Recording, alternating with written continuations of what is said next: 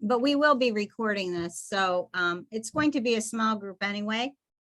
So feel free to chime in when needed.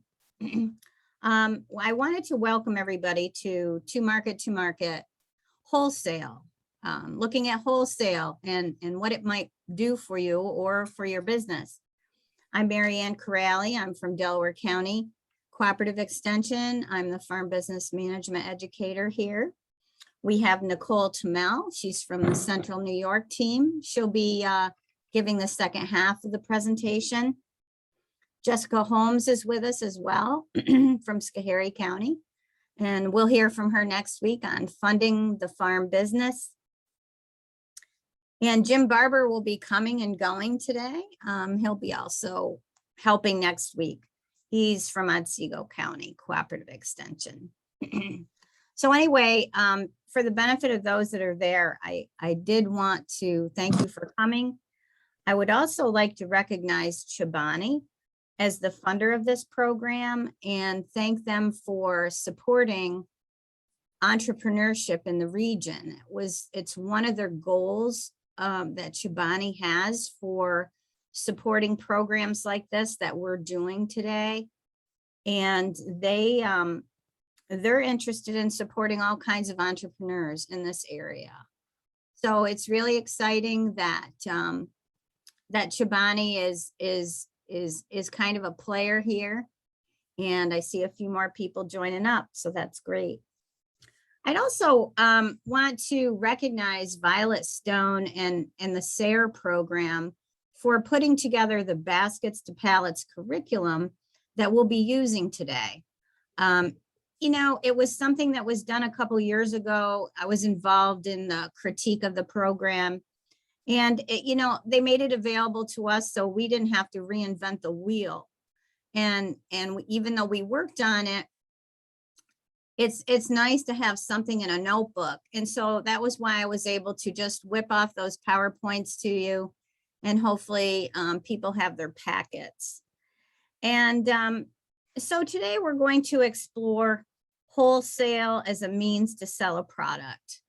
And, you know, many of you may be new, or maybe you're doing a lot of direct marketing, and thinking about wholesale can be scary at times. You know, you're thinking, oh boy, this is the big leagues. And it can be that way, but you know, there are ways to work wholesale in as you grow. So if you're growing your business, it may be something to consider. So if you're not familiar with Zoom, I just wanted to say that on the bottom, you can get in the chat box and ask questions. It's a small group. I will be leaving time for questions. You can do that. You can chime in if you like. So do what you need to do to get our attention. I will be stopping from time to time. So Nicole and Jessica can monitor the chat box too, so that, you know, we'll make sure that your questions are heard. So at this point, I'm going to share my screen and we're going to talk about the first part of your packet that hopefully you have received one way, shape, or form. If you haven't received it in your mail, you will receive it. I might have emailed it to you as well. And the first part of this program that I'm doing today is called, it's about soft skills. Soft skills are, it's not a skill that's a physical skill. It's more of a mental skill. And we're exploring how to evaluate your wholesale readiness. Are you ready for wholesale? Now, if you had time to go over this worksheet, and it does take a little bit of time to do, we're going to look at it briefly so we can explain a little bit about it to you. Now, this is a hands-on assessment of your business. And some of the questions you would answer yes, no, or unsure. And then there's a score at the end. So question number 1, will I have sufficient quantity of product to sell into the wholesale market channel?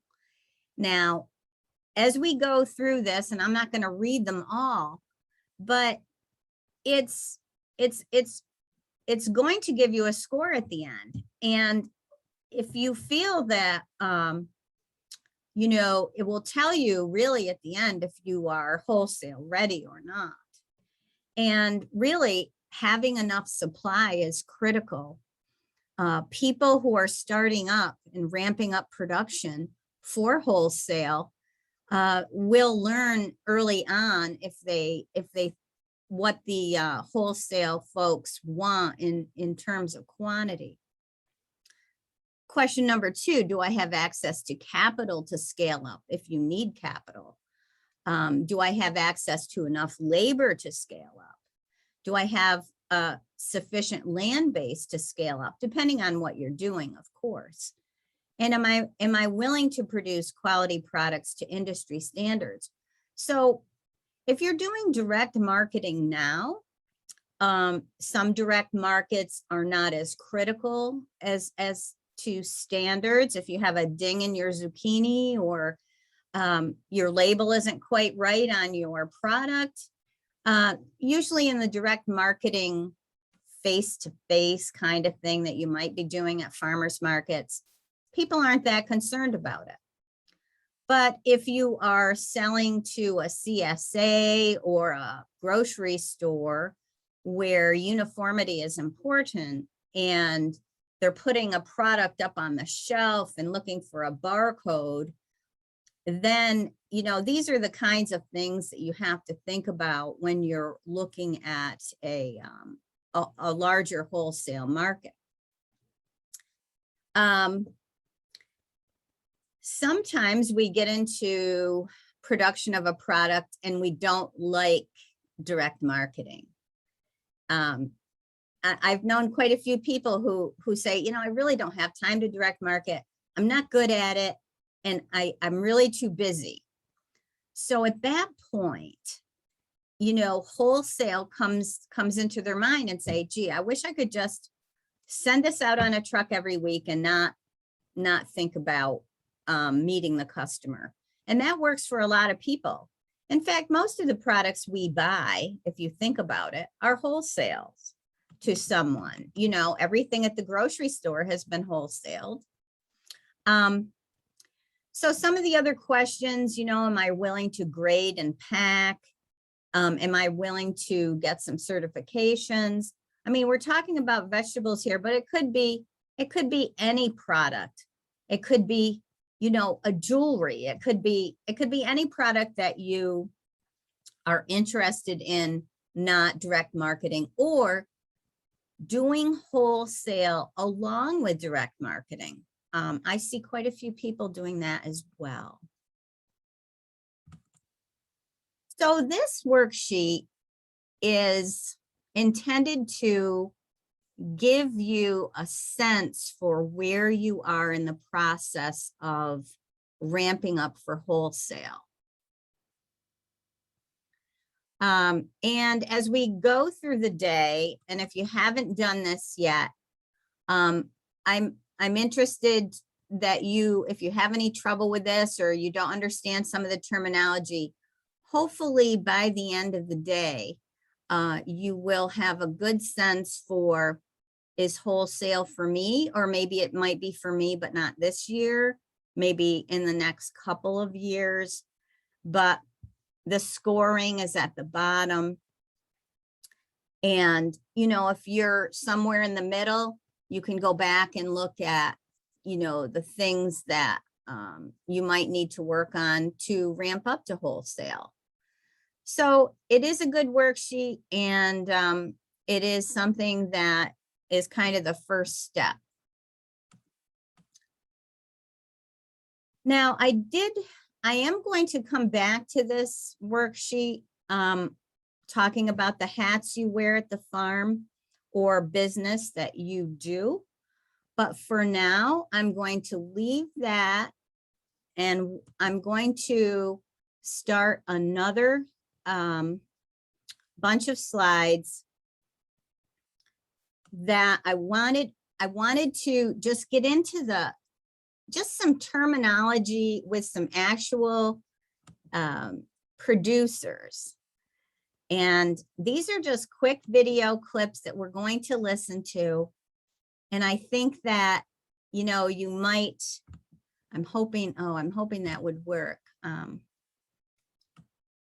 Okay. So these are 4 clips, and I will play them in succession, and then we'll talk about them a little bit. So, Mary Ann, yeah.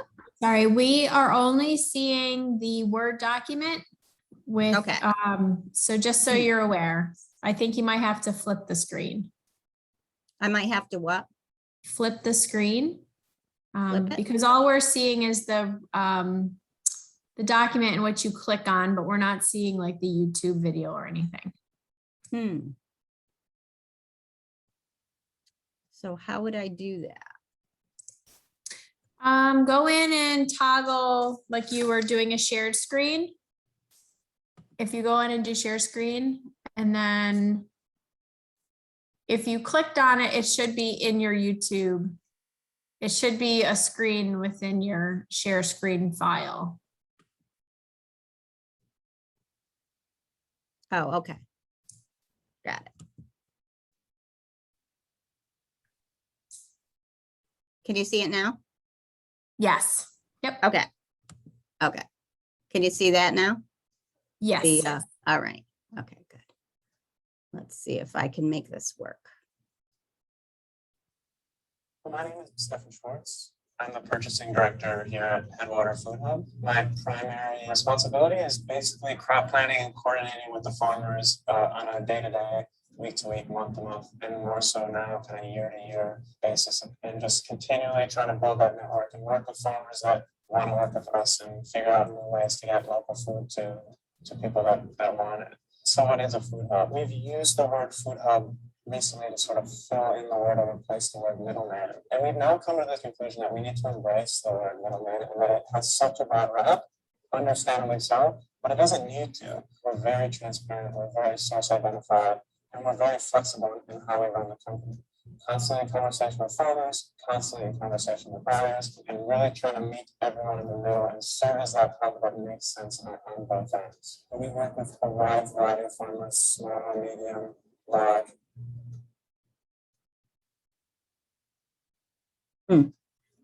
All those farms are small in the grand scheme of industrial farming. So appropriately scaled farms for an appropriately scaled food hub. And certainly it's more challenging than just saying that, but it's what drives us in terms of which farms we work with. My name is Philip Munson from Fisher Hill Farm. We're a family farm. It's my wife and I and 3 kids. We raise about 25 acres of fresh market vegetables. We do a few strawberries. Our primary marketing is farmers markets. We do wholesale and the CSAs. We also do poultry, eggs, chicken, and turkey.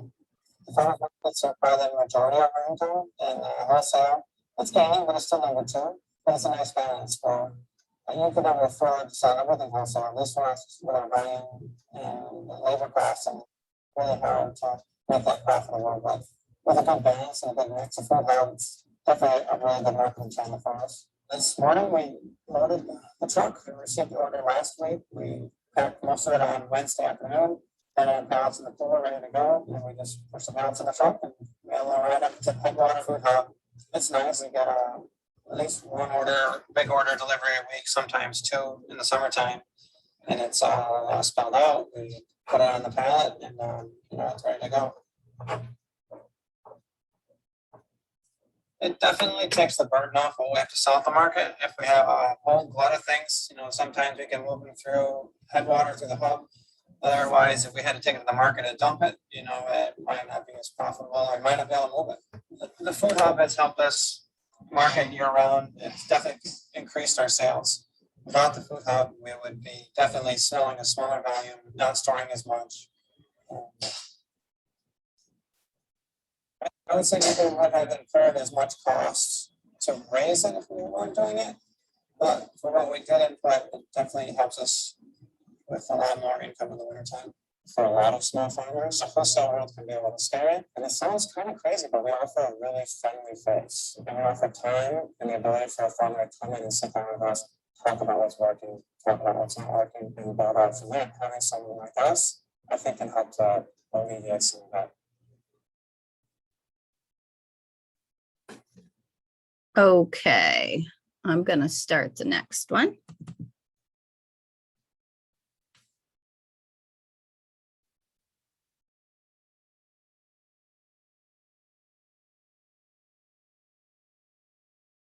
In terms of quality specs, we sort of have a handshake verbal agreement. We want to be distributing to all of our customers, both on the retail side and the wholesale side, the best of the best that upstate New York has to offer. And with the sort of way that we run our relationships with farmers is weekly conversations. This is looking good, hey, this is looking okay, what do you think? Understanding that every season is different, more than that, every week is different, and we try to avoid the conversation starters. It would be a shame for a farmer to have a field full of something that they look at our list, it doesn't match that criteria, and all of a sudden you don't even get the call about it. I see a crop coming in and it's not quite on schedule, and today's stuff, I think we're gonna have beans in 2 weeks, and generally it's pretty flexible. More plan. 2, 3, 10 times a day. I don't know. Every time is different. But as long as the communications are, it's pretty well. The more communication there is, the more in advance, the easier it is to sort of figure this whole thing out and to run these businesses on the packaging. That's one we are definitely trying to figure out. Having more recently entered the wholesale business, there's a much more sort of strict rules about how things are packed. And I think Phil can kind of speak to this very well. I think that depends on the product too. Tomatoes, 25-pound bags, that's easy. Carrots, 25-pound bag, bunched beets or scallions or even kale or do you want it loose, do you want it bunched, and there's a communication there. Okay, it's gonna be 10-pound bags, and then we try to spec it so it's the size within the bags. And as long as we're consistent from week to week, it works pretty well. But there's definitely gray areas of certain things that don't fall into the standard spec. When we did splash blossoms, we put 50 in a box, we put 45 in a box, we want them in a flat box, we want them in a half bushel box. I mean, there's so many options, and you also have to balance how they get the stuff to the end user. Is it got to ride on the truck? It's got to be stackable on a pallet. There's so many things that go into play that it's standard specs don't always work, but we have to be a compromise for both of us.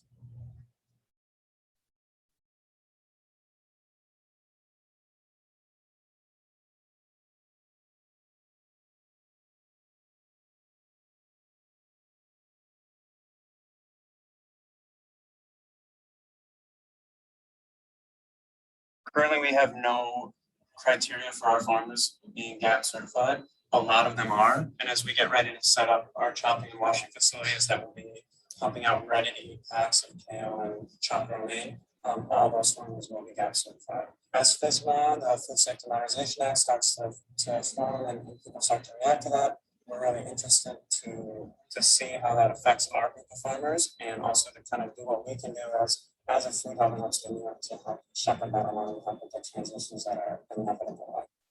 We're not certified.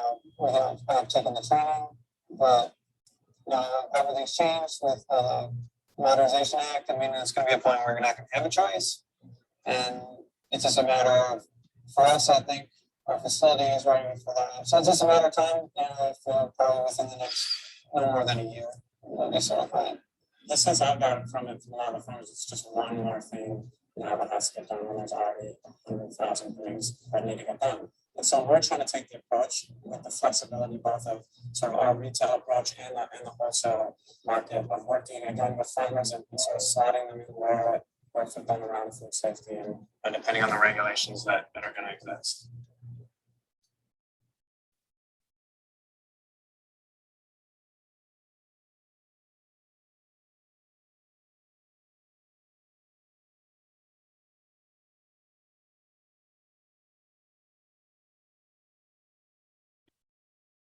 In terms of how we engage with new farmers, how we find new farmers, very hybrid approach. I get a lot of calls and the due diligence, spending a lot of time talking to those guys, going out to visit the farms, seeing what they're growing, maybe more importantly, seeing what they're interested in growing. We run a 4-season wholesale business that is growing year by year, and it has more needs for, the winter time or early spring. And so I'm always interested in seeing how farmers that have season extension, infrastructure, and maybe more broadly, that sort of interest in the not taking a break in the, anything we can do in upstate New York to continue flushing out the season and keeping that cash flow for everyone involved more steady. It's a plus for everybody.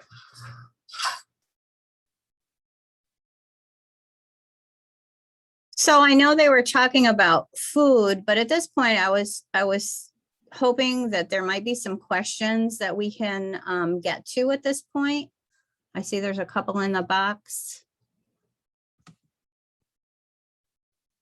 Hi, my name is Dave Corsi. I'm the Vice President of Oops. Produce. Oh, gee, Wegmans I don't know. Markets, Hmm. and I've been with Wegmans for over 30 years. Uh-oh. We have Huh? 88 stores. Marianne, go back to your YouTube video.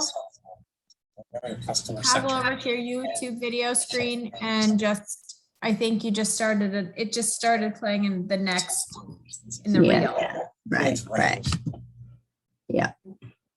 They go on and on and on. But anyway, we might watch that one soon. That's a Wegman one. But anyway, we did have Yeah. a couple of chats. That was me, maybe, to you Okay. directly. Oh, okay. So you got the idea that even if you didn't, it was a little garbled maybe that these folks that are working on wholesale into this food hub, or it could be any kind of a store, or around here, we have a couple of food hubs. We have 607 CSA. We have, there's one up in Cobleskill, I think, affiliated with a college or on the college campus. You have a different way of packaging products, whether it's a jar of something, of jam, or a bunch of something, or loose produce. There are generally specifications that they're looking for boxes that are stackable, pallets of things. This is how wholesale is. And I was wondering if anybody had any questions after listening to some of this back and forth that for your own product, if you had some ideas, or if you had any questions at this point.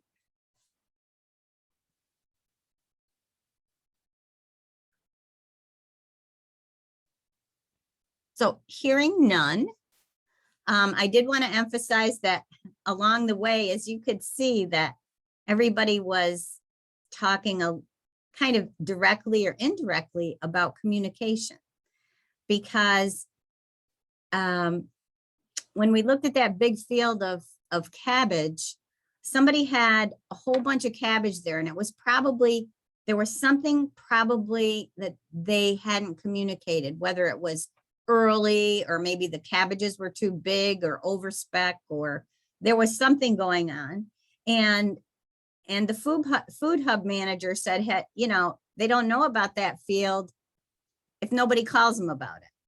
So a lot of folks are getting into direct marketing now, and they may get a little big. If they expand, they may not be able to sell all their products in the direct, say, farmer market realm. This is when you look to wholesale to take up the excess, or also there are other reasons that people go wholesale. It can be also about, how they want to spend their time. So at this point, I'm going to find my next And I present. have, Go ahead. okay, I do have one question, Marianne. This comes from Dana. Okay. She said they mentioned food safety modernization. Can you talk about the standards that are required for wholesale? Different markets require different certifications, question mark? So what market are you talking about? What kind of a market? Or what is the product mainly? I'm just curious about how these different, like, what is it, food safety modernization and GAP, and how it relates to wholesale, just because in conversations with other farmers, it sounds like depending upon the market you identify, it changes what you need. And just like, especially with these food hubs, how does it tie into the food hubs? Do the food hubs typically require, or is it food hub dependent? Just kind of generally curious. It is market dependent. So stores like Wegmans require the works, you know, FSMA, GAP. What it is a certification that you're trained on. And you may also need additional equipment. Say it's triple washed, okay? And you're getting, you would need, you know, to be certified, your water would have to be of a certain quality. The packaging has to be a certain way. There are some mechanisms there. For maybe the Broome County market, it's a big market. They get a lot of customers. That is market dependent. Whereas our markets in Delaware County, our farmer markets that either we sponsor or other folks sponsor, do not require that at this time. Some of it is dependent on size as well. So think about, okay, so there may be, if you have a different kind of a product, there may be other specifications for certain things. It depends. You know, for meat in any market, any farmer's market or any market, USDA packing, period. End of story. Does that answer your question? Yeah, thank you. I think what I'm taking away is that what you're saying is it depends on the wholesale market that you've identified. So contacting them at some point to figure out what requirements they have for your product is part of the process. You know, some of these, even the smaller local stores that might have 3 or 4 outlets, they may require a barcode. It's not it's something that they keep track of inventory with. And so they're really happy if you have a barcode. So think about some of the things, talk to markets ahead of time for your certain product. Like say for flowers or something, they might want the bunch in a, you know, a cellophane wrap. It extends the life, and they might want the water, you know, in the special water to extend the life of the plant. So it really runs the gamut on what people who own those businesses may want. And it's usually uniform. They usually have a sheet. They'll just give you a sheet. They say, well, this is what we need. Any other questions? Thoughts? Okay. I am going to share a presentation. Let's see.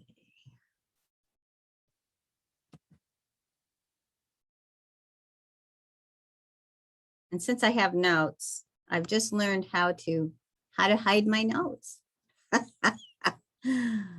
If I can. I'm not sure I could do it, but I just learned how to do it yesterday.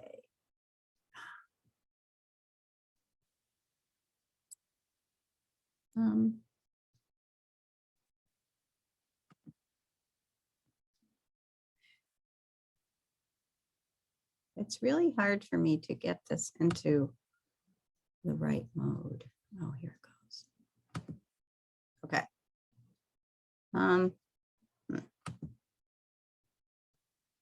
Okay, I think you're in like an extended Zoom mode. Mary yeah, Ann. yeah, I know. I'm just gonna have to just,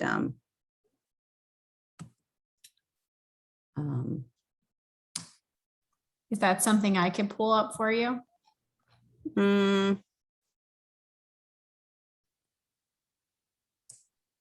let me just try to just do it normally. I guess I don't Okay. I probably don't need to do that. So charting our future, and a lot of this, do you see the whole screen there? Yes, now we do. Okay. What we're gonna cover in the next maybe hour or so, maybe I won't take that long, but the idea that we need to kind of plan out how we change the business if we do decide to go with wholesale. And I know that some of you have probably done mission and vision before, but I'm going to go through this more for informational purposes, and also because if you're in the direct markets right now and you're not happy, or you're just getting so big that, or you want to get bigger and you need to get rid of more product, or you want to change your lifestyle from direct marketing to wholesale, there is a process that we try to direct people to do that makes it more logical. So I'm just going to go through a few of these slides to kind of help you think through changing your business in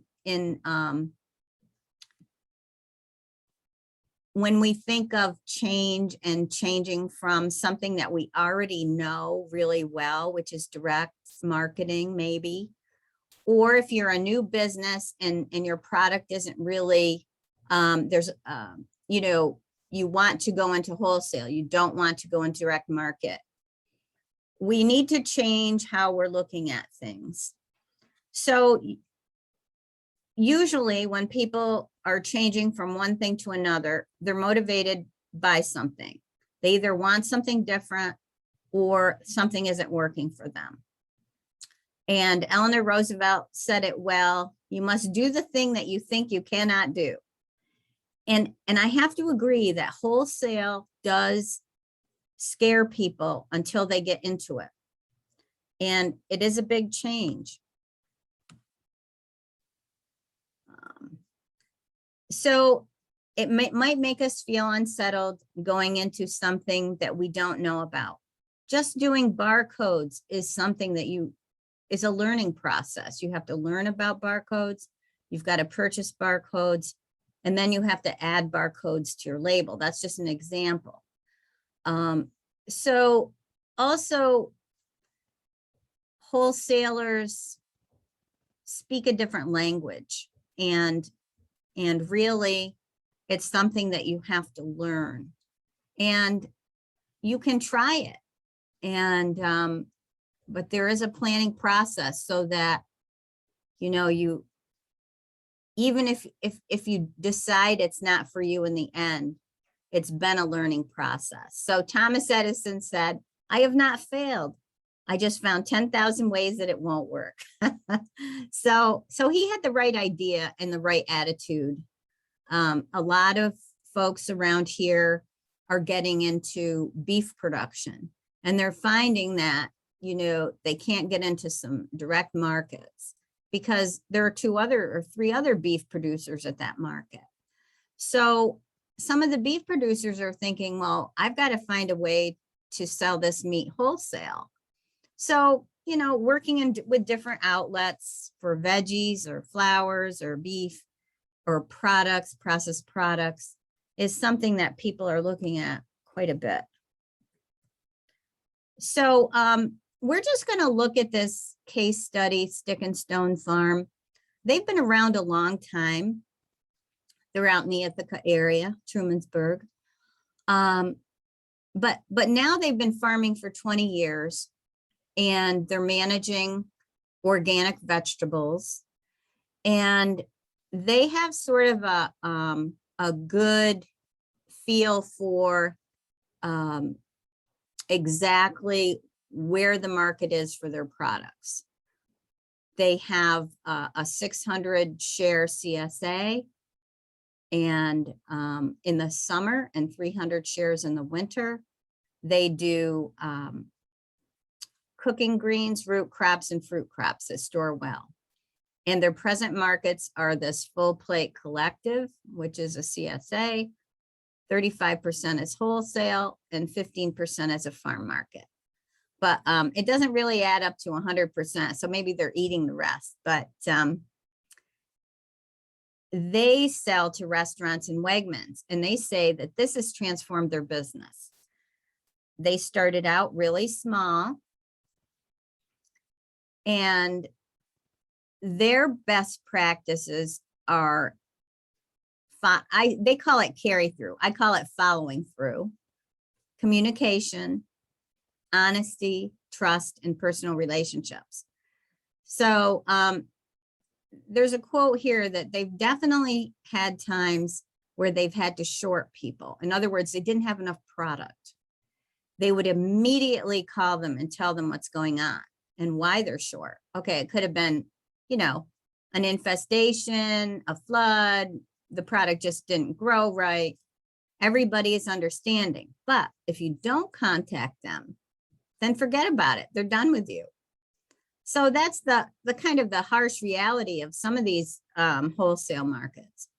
If you said you were going to deliver something and then you don't do it or you don't follow through, they have made the promise to their customer that that product would be available. So then they've got to find that product from someone else.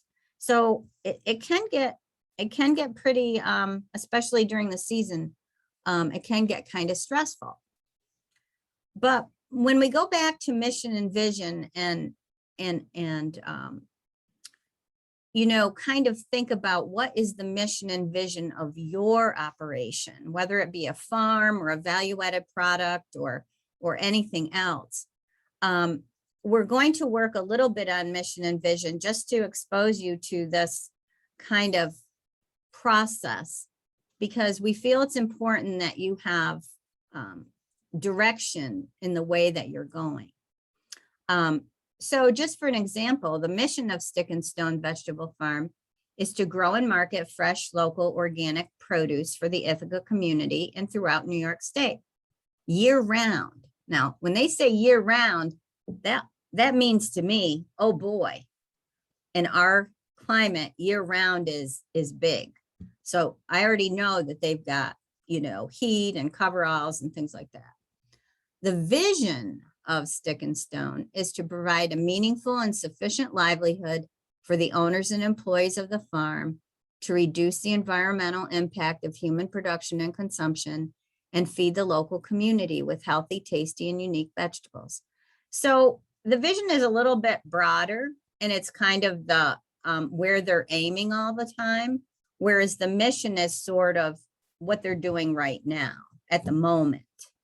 But the vision is, you know, the overall goal, you know, meaning of their farm business. So they've struggled with lifestyle choice. And this is a lot of why a family or a group would want to go into wholesale. If you read this, you might identify with it. Over time, we've struggled with lifestyle choice. If you're doing deliveries after you harvest, it's a long day. I remember in 2007 when we were around town with our 1-year-old daughter and in the car with us, and it was like 10 o'clock at night. When we dropped from 4 markets to 2 markets per week, it let us spend more time actually farming. We're reevaluating our long-term goals in terms of scale and desired outcomes, especially important as we get older. So just a little history, they they started out really small on rented land, and they grew and grew and grew, mostly doing direct markets, and then later realizing that they were killing themselves at the markets and they didn't have any time for their kids. So going wholesale and ramping up and making more widgets, say, and getting less money per widget was where they wanted to go.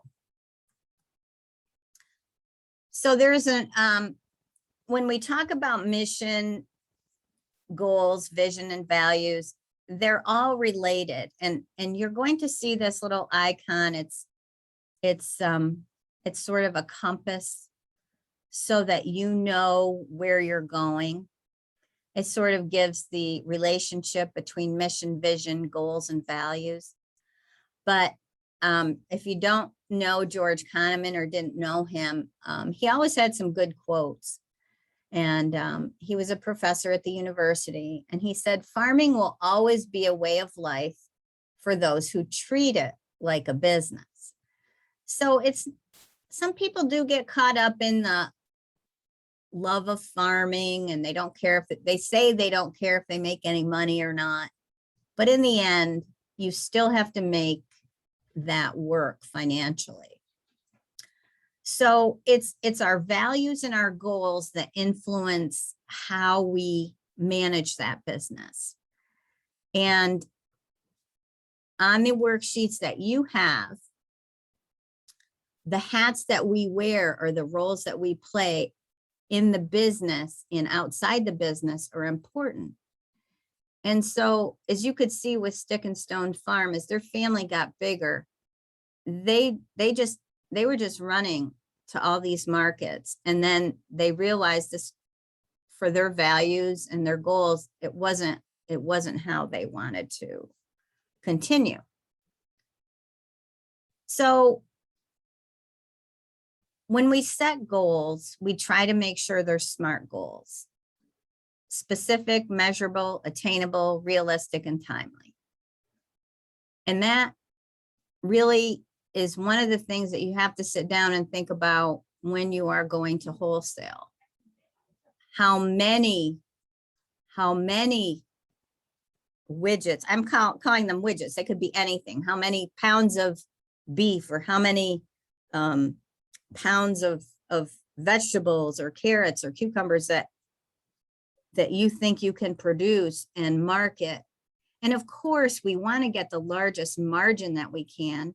And some people never let go of direct marketing because they really feel that they cannot, are willing to spend the time, and they can't take less for their product. Because you remember, in the videos, it was the middlemen. They have a bad rap. Yes, they're doing something for you and they get a cut of your profit. But in some cases, it's worth it to have this middleman, even though it's a CSA, it's still a middleman. So when we get to defining our goals, and when you're looking at those sheets, what are the hats that you wear? So these are the lessons learned from Stick and Stone Farm. They get a lot of satisfaction out of farming, but they do want to balance the farm business with other life responsibilities. They want to provide meaningful and sufficient livelihood for owners and employees and reduce their environmental impacts. But they have this mission to feed the local community and region. And it's their underlying goal, which helps them make decisions along the way. So the mission statement, like I mentioned, is focused on the present. It's a concise summary: who we are, what we do, for whom do we do it, why does this business exist, or what is its purpose?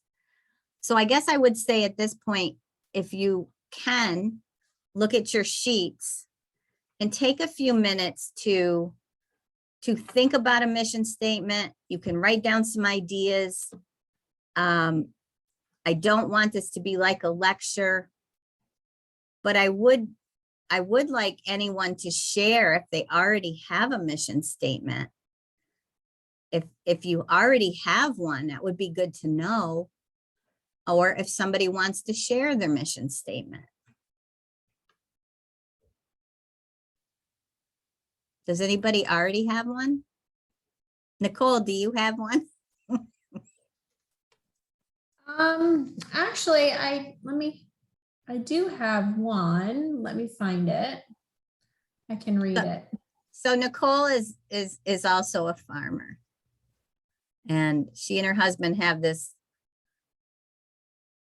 livestock operation, lots going on, but she also works as an extension educator. And so she has several children as well. And I'm not really sure how she's doing all this. Some days I wonder myself. Okay.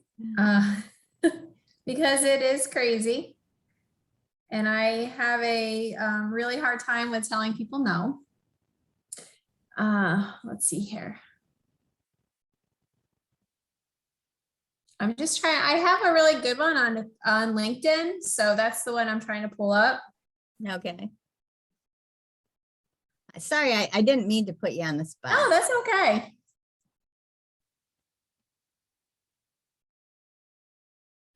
Okay, this is my statement because my husband and I own MMT Cattle Incorporated. We are basically a 500-pound to finished feed yard in upstate New York. And we are 100%, well, I shouldn't say 100%, but we're about 90% undercover. So we basically sell everything wholesale. We do very, very little retail. And we sell load lots of cattle to major packing houses throughout the region. And we also have a small diversified, or I shouldn't say it, we have a small seed stock Angus operation. So our mission is to provide, our MMT Cattle is a diversified cattle feeding operation specializing in raising dairy beef feeder cattle for load lot sale to the Midwest. In addition to the feeder calf industry, MMT Cattle produces fat cattle from our various feedlots for the meat industry. In our spare time, MMT Cattle is home to a small seed stock herd of Angus cattle. The true passion for us, we carefully select genetics and solely use artificial insemination to continually improve the cow herd. In addition, MMT offers high quality Angus influenced grain finished cattle for sale to the restaurant industry. Due to our abundant supply of feedlot cattle, MMT has the ability to offer an extremely consistent supply of cattle to meet the needs and demands of our clients. So that's kind of what we do. Wow. That sounds like a lot. But as you can see, she incorporated all these things, who we are, what we do, who do we do it for, and why the business exists and what its purpose is. And as you go along and develop these statements and write them down, they stay with you and they kind of guide your decision process as you're going along. So even though we won't be sitting down and spending time with you today to do that, we're all available to do that after the program. But I did want to at least give you a good one that you can kind of think about. The vision is what you hope to aspire in the future. It reflects your values. It describes the business and the stakeholders, products and services. So it's sort of what you hope to be in the future. And I have to laugh at this screen because it's true. We do a here at Extension. We have visions and missions and all that stuff. But a lot of folks, you know, they've got it in their head, but putting it down and just doing a little work on it to give you a sense of where you're at now and where you want to go is really important, especially if you're making a change in the business. And yes, it drives loyalty across generations. I know farms that have been in business for 100 years, and their mission statement is posted in their barn. The employees see it every day. If they have any wonder why this farm is in business, they can go read it. But it's also good for customer engagement.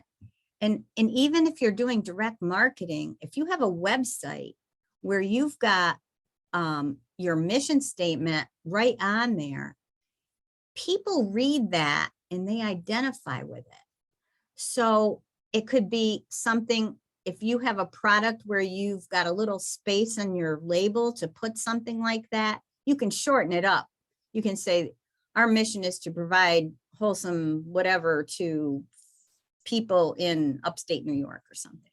But you know, you can really hone down, and it really brings clarity to the work that you're doing every day too. And when you hire somebody, or when you're talking with a customer, or if you're talking to somebody like a CSA, they want your mission to align with their mission. And we do see that, like with Wegmans, you know, your mission can't be far off from their mission, because they only allow products in that are kind of congruent with what they're doing. But just keep that in mind. We're just going to look quickly at Great Northern Farm. Folks, Rich and Wendy, they're doing, they market all of their products at the Syracuse Regional Market and by their website. That leads to sales appointments at the farm. So I'm just going to show you what they came up with for their mission and the hats they wear, because the hats you wear are very important. A lot of people are involved in things off the farm, and they might be on the Soil and Water Board, they might be in local government, they might have things that they do with their church. So putting some of these things down and figuring out how you're still going to be able to do all those things is really important. So they have come up with some of these things that they do. The roles outside the business, the roles in the business, who's going to be the marketer, who's going to be the farmer.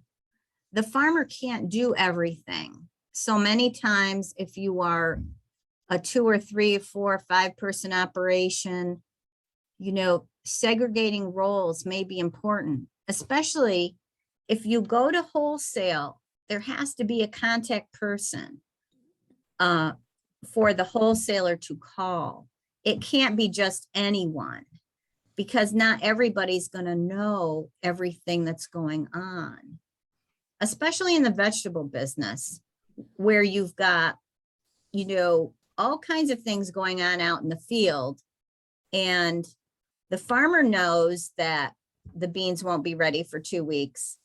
And then the marketer might say, well, how many beans did you want today? So there has to be not just communication, but there has to be some kind of division of work. And then we get to values, and they respect each other's skill sets. They enjoy living in a certain area, the rural area. But they also have values in the business. They want to provide natural livestock. they want to do things that go along with sustainable ag, like cover crops and crop rotations. So it's honing these down, and it doesn't take a long time to do, is good, because you're going to use that again later on when we make elevator pitches to your maybe wholesale buyers. So sometimes people start off with a bang and they're doing, I met some cider producers this week, and I just looked at them incredulously, but they are retired and they started this cider business. And of course, you know, ciders are, you know, they're really a up and coming thing. They go to 5 farmers markets. They go to one every day of the week, except for Monday and maybe Sunday. Well, anyway, they're very excited. They're fairly new, but at this point, they have invested so much into this business that they can't wrap their heads around wholesale yet, because they've got to make that margin of profit that they're making right now with direct sales. But they're both retired, and this is what they're doing all day long. And the reason they told me that they started the business was that they retired and they moved to our area up here, and they said, we had to find something to do. So everybody's coming from a little bit different place, and I'm certainly in awe of them going to these markets every day. So anyway, at Great Northern Farm, they decided they wanted to slow down and smell the roses of rural living. They wanted to do less direct marketing and more wholesale marketing. And so they had to merge the goals of their own life goals and the business goals. And then they decided that their goal is a farm business that provides a good return and allows us to enjoy a rural lifestyle. So they're not running to markets every day like the cider folks that I met this week, but they are doing what they want to do, and being farmers, they're happier this way. So I'm probably not going to go through all this because it's on your sheets, but I want you to think about doing this statement as homework. Do a mission statement. You know, it's going to be different for everyone. I'm just giving you some examples. And when they came up with their mission statement, they said that the mission of Great Northern Farm is to produce grass and pasture-based, humanely raised birds and animals to provide top quality foods for our customers and for us to live on the land and enjoy a rural lifestyle. There are some key words in this mission statement that you might not think about. Okay, grass and pasture-based. That is a calling card for some wholesalers to want that. Okay, these words were chosen very carefully. Humanely raised birds and animals, humane. Okay, so some CSAs are going to want to see that. Sometimes you might even get involved with a CSA that is going to come and see your farm first before they accept you in, or even a wholesaler. Top quality foods. Okay.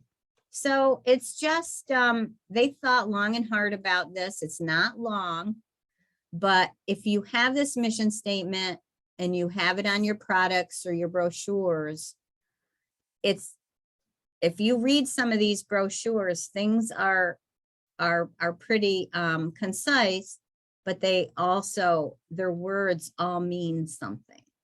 So just think about that. It doesn't have to take you forever, but it is important to do.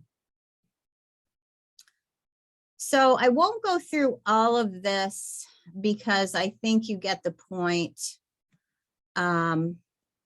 But their vision remember, the vision is the bigger picture, that for years to come, we'll live and farm in an ecologically based manner using commonly accepted practices of sustainable agriculture, providing us with a good return and allowing us to live a rural lifestyle while providing excellent quality products for our retail customers. So it's just something that it's an exercise, but I wanted to start this class that way so that you understand that it's important to, once you have these, and you will use it again and again when you're promoting your product to other folks, to the wholesale market, to the retail market, and they want to know all this. They want to know it.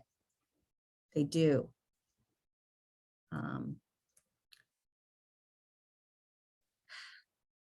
So does anybody have any questions? I mean, I know it's an exercise, but I think it's it kind of leads us naturally into a couple of things.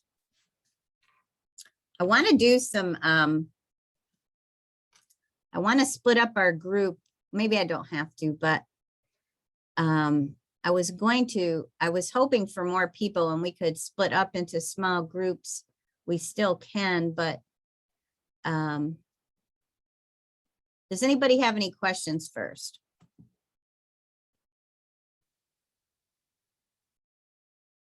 Does anybody worry about approaching a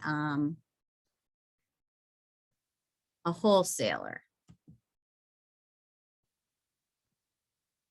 I mean, once you get some of this verbiage down as to what your product is about, when we looked at this program originally, we talked about a 30-second elevator speech that's clear. It's sort of a commercial about you. It communicates who you are and what you're looking for, and how you can benefit their organization. And I just copy and pasted this to a Word document. It's typically about 30 seconds. And it's the time it takes for people, if you think about it, to ride from the top to the bottom of an elevator. Because first of all, if you didn't notice, the people in the wholesale business are busy. They don't have lots of time. And you don't want to take up a lot of their time, but you want to approach them with your product, but you don't want to be stumbling all over yourself either.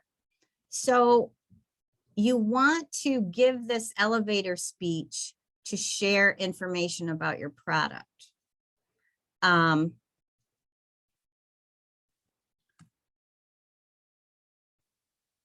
So elevator speeches are absolutely not longer than 25 to 30 seconds. They might be 80 to 90 words. You should be pleasant and smiling, or at least, try to practice this elevator speech. And I didn't know if anybody would want to try one, and we can work together on it and do a little role play. We want to build relationships with buyers, and it's critical. And a lot of times you're cold calling, you're showing up, or you've called ahead and say, I wanted to bring my product to your store and see, if you might be interested in carrying it. But the idea is to have something prepared in your head, not have a card in front of you, but you'll get good at it, but you do have to practice a little bit. You don't want to go on and on and on, and you don't want to go back 100 years and give them a whole history of the farm at this point. So I wondered if people would like to break up into groups, or if you wanted to listen to some of us talk about it. I guess I would look for in the chat, you know, what do you want to do? If you'd like to do that, we can. Anybody have any preference? Marianne, do you have any breakout groups set up by chance? No, I just usually do them randomly. Okay. I mean, if people want to go into a breakout and work on this, we can do that. Or we can do that right here. I too am like looking for some direction from our participants. Okay.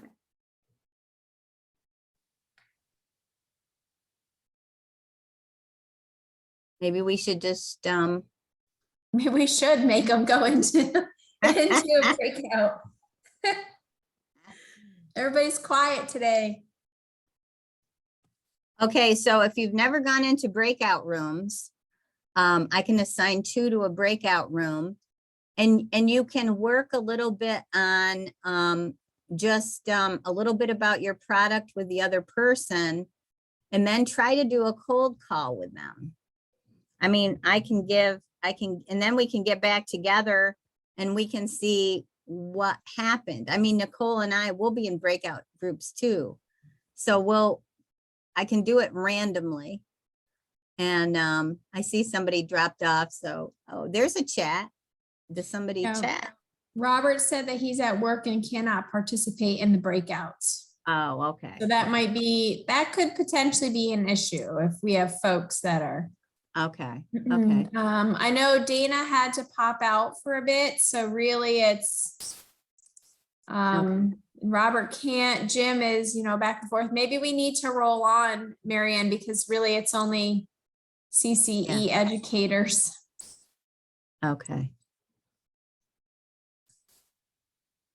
Okay, so anyway, I'm thinking that the elevator pitch has to be, you can research the buyer in advance of the call, practice your elevator speech, and it's really a commercial about yourself and your product.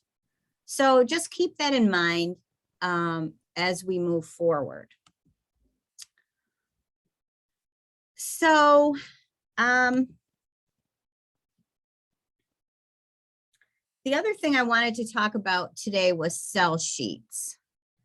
And I had something on sell sheets that I think it's important that you have a sheet that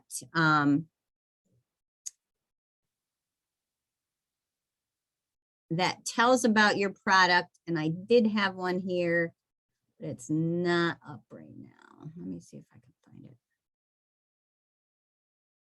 Do you have a sell sheet, Nicole?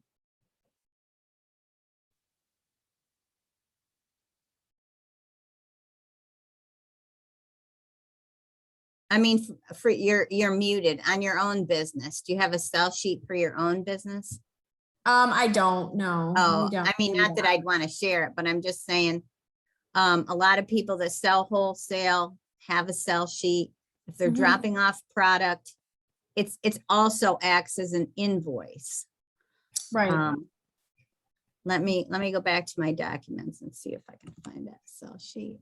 Let's see.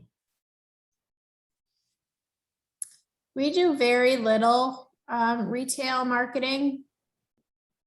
Mhm. Here. But anyway, everybody's sell sheet will be different. Right. So let me go back into just a few slides on the market farmer buyer relationships. It's just a short presentation on the relationships that you develop with your we hate to say that they're middlemen. Let's see.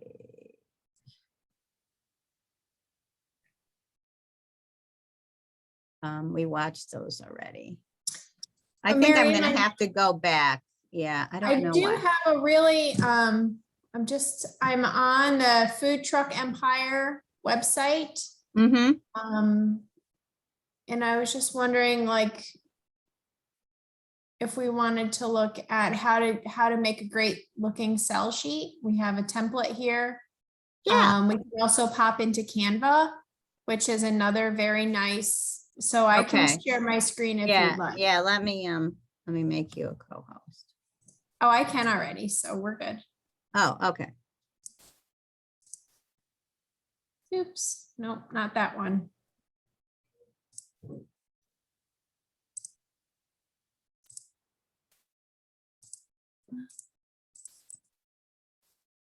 Let's see here. How to make a cell sheet. Why is that not working?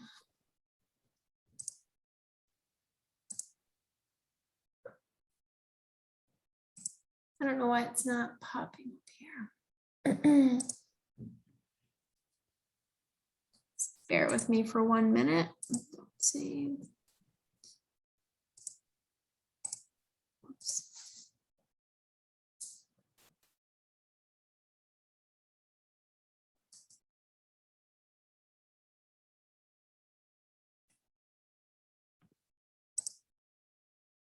No, not that one either. Can everybody see the food truck empire? Can anybody see that or no? For some reason, it's not allowing me to share. This should be my screen too.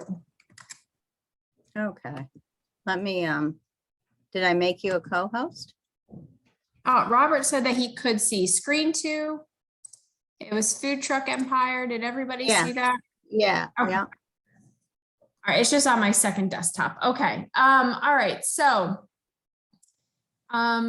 if you go to foodtruckempire.com, it is also a link within your baskets to pallets manual that you received.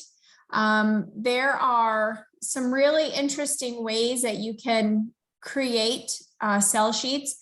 I use a tremendous amount of Canva, canva.com. You can go on and get the free website and open up a different, I'm sorry, you could open up and work with Canva. If you haven't yet, try it out. It's super, super intuitive. So using templates within Canva would be one, and we can actually look at that in a few moments.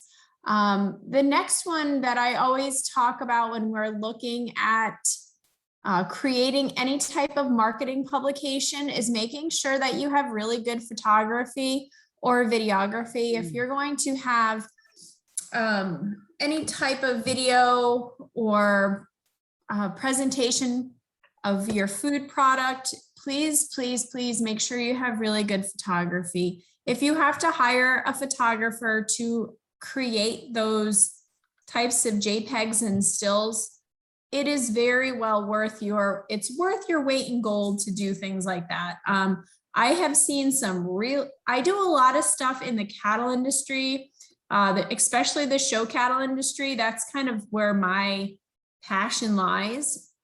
And so I also do a lot with, marketing, but I see some really bad pictures and really bad video, and I see some really good ones. And that is going to be the difference between getting the price that you deserve and getting the price that people think you should deserve. So I'm telling you right now, please make sure that you have really good photography. If you don't know a good photographer, or if you are doing your own photography, make sure you have a good camera. Sometimes the cameras on our cell phones are good, but to get a really good non-pixelated picture with good lighting, sometimes you need to call in the experts for that. Use a lot of Google, a lot of YouTube if you want to be your own food photographer. You can utilize Microsoft Word and also Photoshop. Adobe Photoshop is very good, but it can be a difficult program if you're not really good with that. Again, if you have a photographer, he or she they will have the ability to do that for you. There is also a little note down here saying use your local high school or college design program or department to utilize their skill set. Kids always love to have really cool projects. So if that's something that you might be thinking about or have the ability to do, maybe call in your arts program at your local high school or community college. They may really jump at the opportunity to help you develop your project and your product. So that's always another way to do it. But I'm really going to stress the fact that having really good photography, really good videography that's done professionally, or having kids come in and do it, youth coming in to do it, you're teaching them, they're learning a really new skill set. So that's also another opportunity. So let me find Canva for you, because I use Canva a lot actually, because I am not an Adobe Photoshop Pro. I hate that program. I get very, but I also try to do a lot of marketing things for private things that I work with, and I utilize Canva a lot. So if you just give me one moment, I'll pop that up. So I'm going to stop sharing.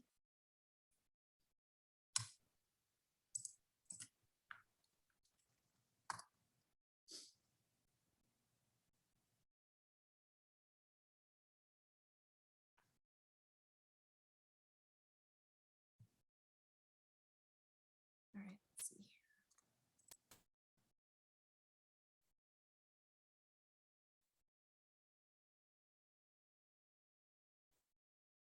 Okay, everyone should see basically what will you design, a purple box. Can everyone see that in Mhm. Canva? Okay. Yep. So I do have some of my little designs down here. I actually did this like 5 days ago for the New York Fall Cattle Battle, which is something that I'm putting on with other folks around the state. Can everyone see that? It's like okay. Yep. So you can do a lot of different things with Canva. This I just pulled together. They have different fonts. They have different text types. You can upload all your logos. And they have templates. So with templates, which is what they were talking about over at the food truck. So let's look up sales templates. And everything you can customize within this type of program. And it is free. I do buy the extended version, which I think is like $12.99 a month.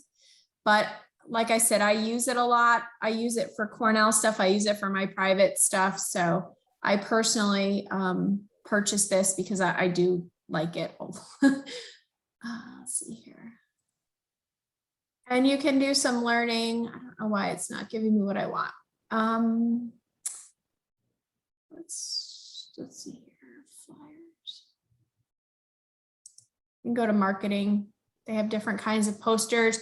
If you use Facebook or Instagram, you can make different types of Facebook and Instagram posts right on this and download them right to your account. So if your farm has those types of social media outlets, that's another really cool way to make interactive type marketing materials. So, and this can be used for your very basic wholesale as well as retail. So let's see. Let's try sales invoice or invoices. Oh, here we go. So we'll just I just called it an invoice, but here's a whole all different styles of invoices. Let's go to Cookies by Charlie. You can customize this template. So this is just pink and brown modern invoice, but you can go through here and you can type in whatever, and then do your product descriptions. So it's super, super easy, very intuitive. You come over on the opposite side.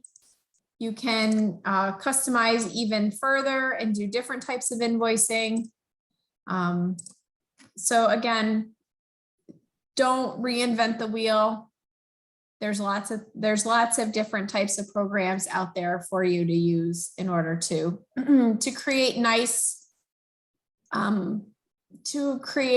and appealing, eye appealing, you know, they need to be aesthetically appealing types of products are marketing materials for your business. So use Canva. Like I said, you can do it. You can have it for free, or you can pay the monthly charge and get a bunch more services.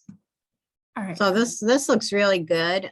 You know, in these sales sheets, one thing I think that's really nice about them is, you know, it's not a handwritten document. Yes, you may be writing, you might be signing it. Some of the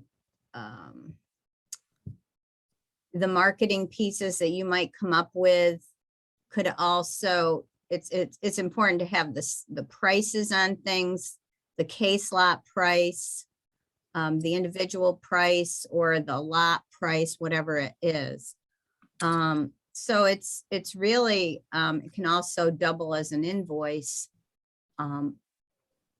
So I think some of these pieces are very valuable to have. Your sell sheets, you can, sometimes when you show up somewhere, the owner isn't there. So the sell sheet is going to do the work for you. And it has to be pretty good. Of course, you would follow up, but the idea is that everything is on that sales sheet that you wanted to convey. So this is, it's important in wholesale when somebody isn't seeing you personally sometimes, or there's a time issue, that you have very good marketing supplies like rack cards or brochures and sales sheets, or sell sheets they call them. So thanks for sharing that, Nicole. Hey, you're welcome. I think that's great. And I think Yeah. it's probably time for a break. Does anybody have any questions at this point? And Dana did pop in the box. If you are a CCE educator, so Jessica, Marianne, I don't know if you have one, but if you are a CCE educator, you have the ability to get Canva Pro for free. You can get a pro account for work.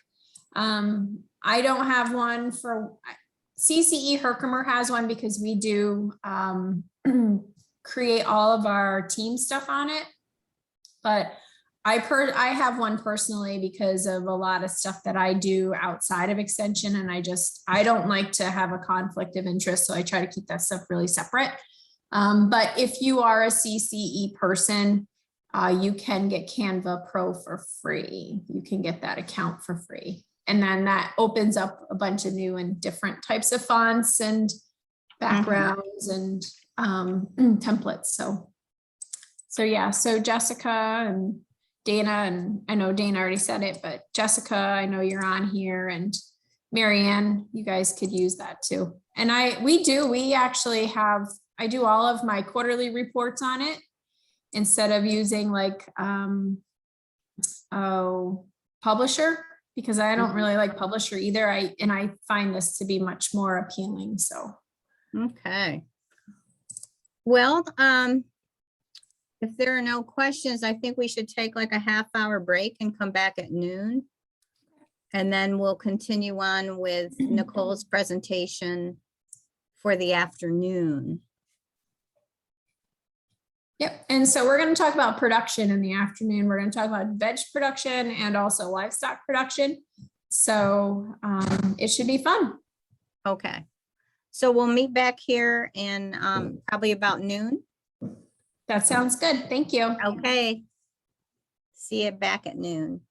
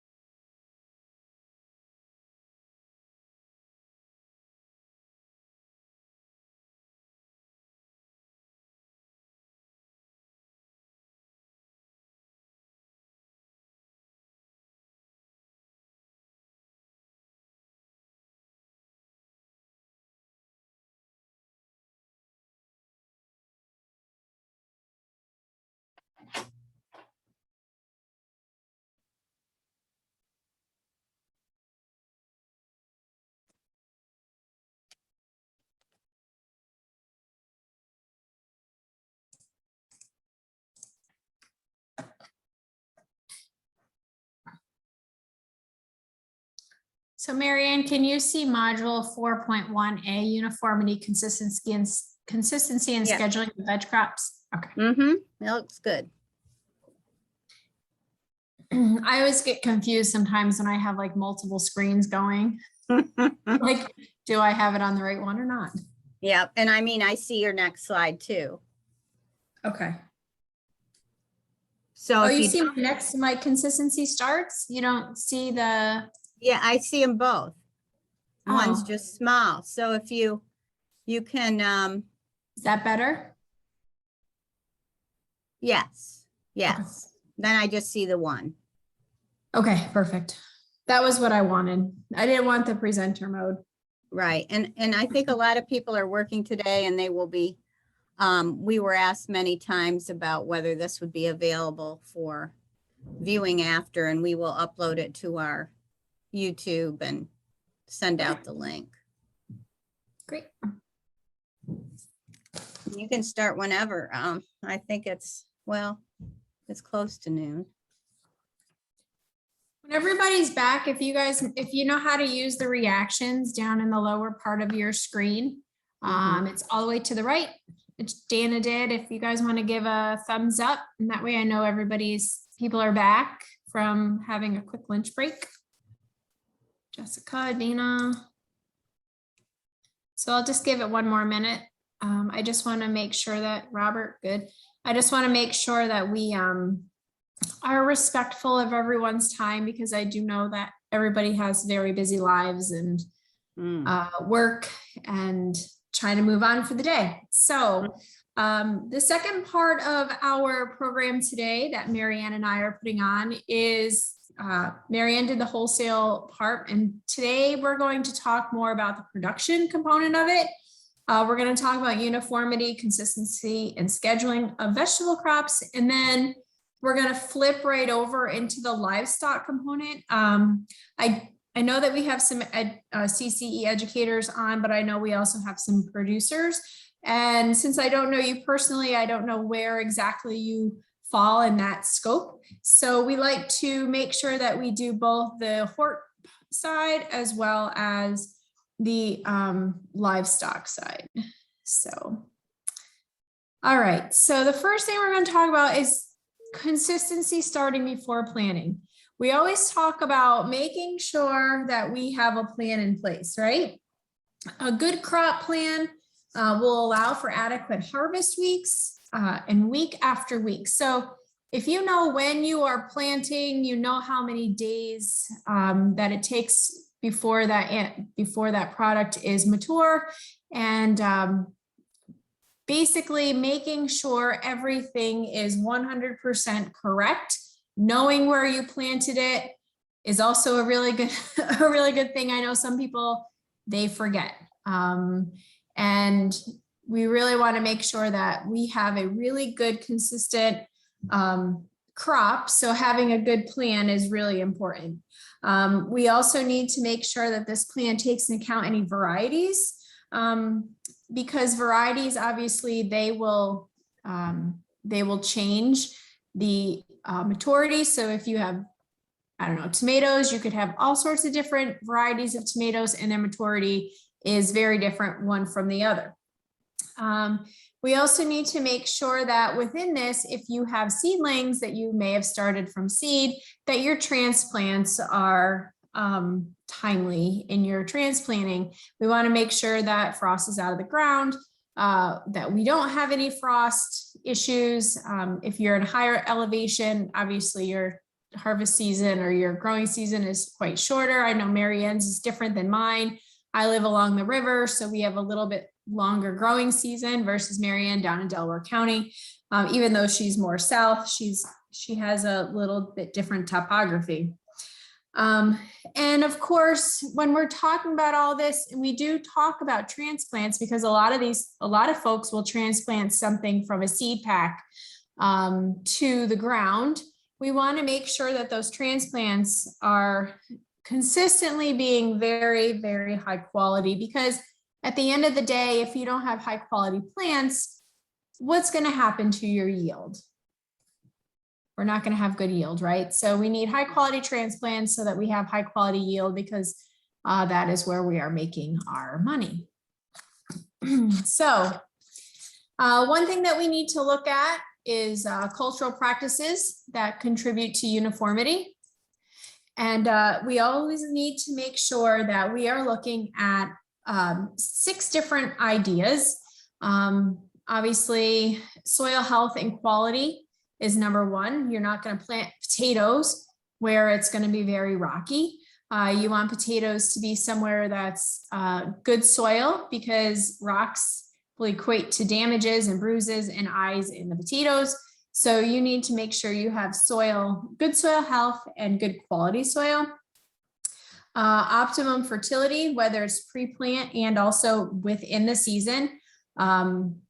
So this summer we had a tremendous amount of rain. Rain washes, in my area, rain washes nutrients out of soil. So we need to make sure that we are maintaining fertility throughout the growing season in order to maximize our yield at the end of the year. I have a farmer right down the road from me. Just a quick little anecdotal story. He moved his tomato plants from a little bit higher up on the knob because it gets a little bit cooler up there. So he moved them down to the flats along the river. And unfortunately, it's fantastic soil, high quality sandy loam soil. It's beautiful. But with all the rain that we had this year and all of the issues we had with our season being super rainy and then dry, it was just not very good. And then he ended up sacrificing a lot of yield because of that reason. So obviously that can, that's a Mother Nature thing, but, making sure that you have optimal fertility, good soil health, good quality is very important. Next, we didn't have a lot of issues this year with irrigation. However, if you're in an area that tend to be drier, last year we had a lot of dry spells in New York State. So some type of irrigation system is also very important. If in fact, this is going to be one of your, one of your main sources of income. So weed control, weeds crowd out plants. So, good weed control, whether it is a commercial weed control or good old hand pulling of weeds, we need to make sure that we're controlling our weeds because we don't want them to crowd out our plants or overshade them. Pest control, doesn't matter if it's birds or deer. We need to make sure that we have, pests under control. We can go as far as birds and deer, and also any type of small insects. You could look at any type of molds, like we could get like white powder mold on our tomatoes. So that would also be considered something we need to think about. And of course, horticultural excellence. I'm not a very good plant grower. I know that I can't keep plants alive to save my life. That's why I have perennials. But there are lots of people out there that are fantastic at growing crops and growing vegetables and fruits. So if you have a green thumb, then I hope you can check that one off the box.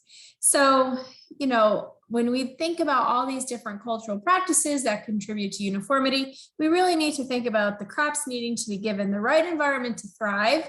We need to make sure they're pruned. We need to make sure that they're trained. We need to make sure, like right here, we have poles for our tomato plants to grow against. We need to make sure they're spaced properly. And we also need to make sure that we are minimizing or mitigating any insect, disease, or weed pressures that could potentially minimize your crop growth. So moving on, if you look here, we're looking at these are cold weather crops. So we have tomatoes on the right and broccoli on the left. It looks like they got a little bit of snow out there in that broccoli field, but we know that broccoli is a cold weather crop. Wet crops, when we're talking about looking at your crops harvest needs. When you're talking about wet crops, fresh greens, broccoli, cabbage, cauliflower, green onion, sweet corn, roots with tops on them, that would be considered more of your wet crops. Your dry crops, any of your solanaceas, your green beans, onions, winter squash, garlic, anything like that would be considered what your crops need. So you need to know from the beginning what you're growing and what their needs are.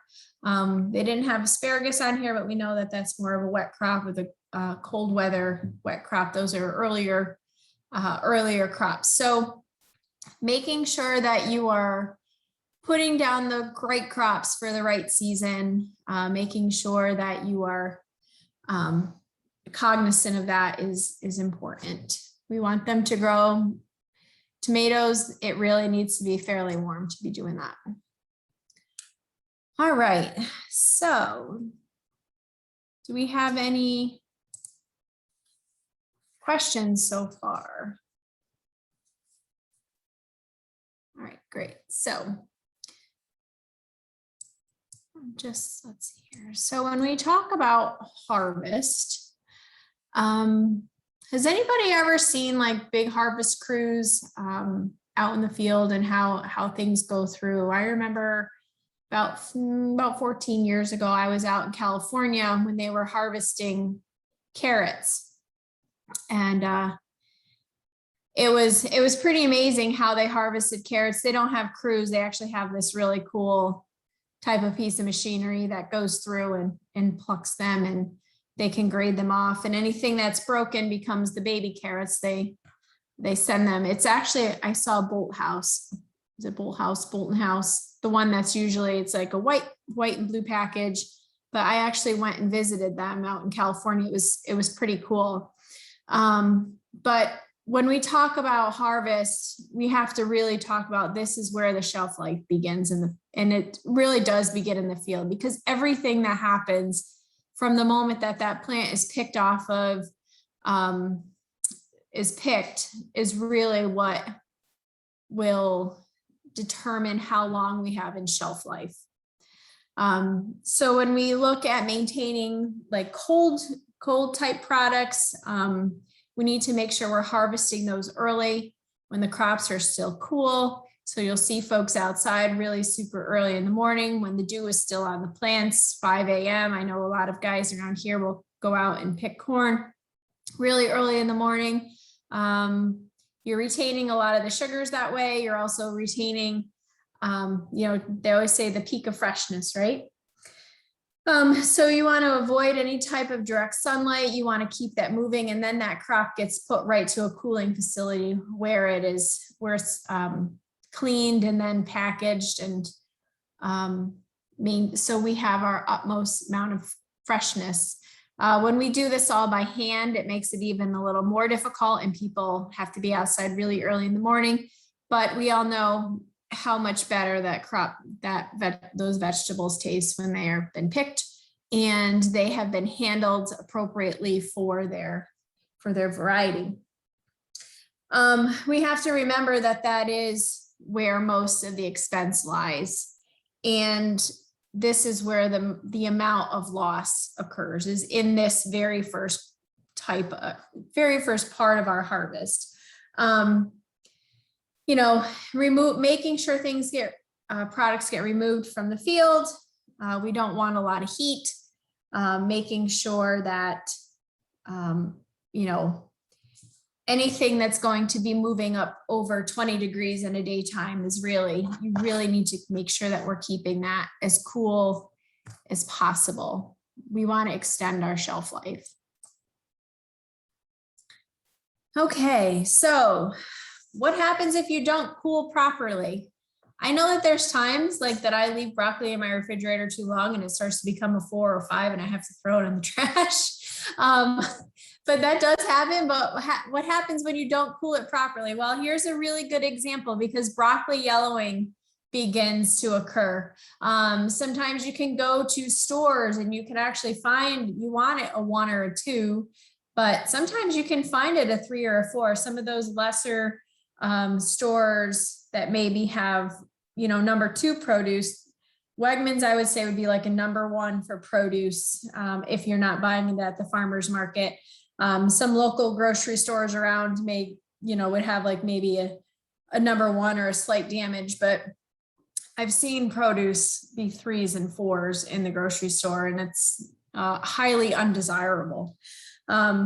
So when we're looking at that, we're looking at what's the best and what's the worst. So broccoli yellowing scale, number 1 and 2 are your best. Number 1 is perfection, really. 3, 4, 5 is unmarketable. And like I said, I have seen it like that in some grocery stores. And that's when you just kind of set it down and walk away. But we don't want to have that on our farmers market stands either, because if folks start to see produce like this and they bring it home and then it turns quickly, then you have a bad connotation and people may not buy from you again. So making sure that your very first step of a solid harvest early in the morning, that's product is cooled quickly and it's early, then you will actually have some good length of shelf life.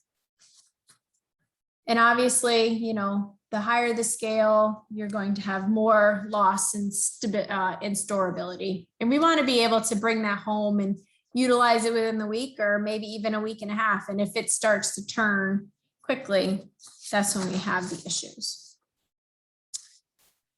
The next one we need to talk about is minimizing handling and transport injury. So I don't know why that's on there. I must have, but anyway, we want to make sure that when we are transporting this product, it is done with a lot of care. We want to make sure that we have left the dirt in the field and it's not all over the product. Usually they'll tap product and make sure that there's, you know, shake product out to make sure that the dirt stays where it belongs. We'd like to harvest in totes to minimize any further handling. Palletizing or stacking is good because then that allows air to move around that product. We don't want to throw everything in a basket where there isn't a lot of airspace in between something. Usually they like to lay things flat, like on a tray, and then put, say, 6 heads of lettuce or 6 heads of cauliflower so that the air can actually move around it. When you start dumping things in baskets and you're getting layer upon layer upon layer, what's end up happening to the airspace? It's minimized. When we have less airspace, we actually will start to get some bruising, we'll get browning, and we will also get some rot that will occur. And smooth roads matter. Jostling and bouncing and jarring product. Just think about yourself when you're bouncing down a road. You don't feel good inside. Same thing that happens with, well, it can happen with livestock too, but smooth roads do matter.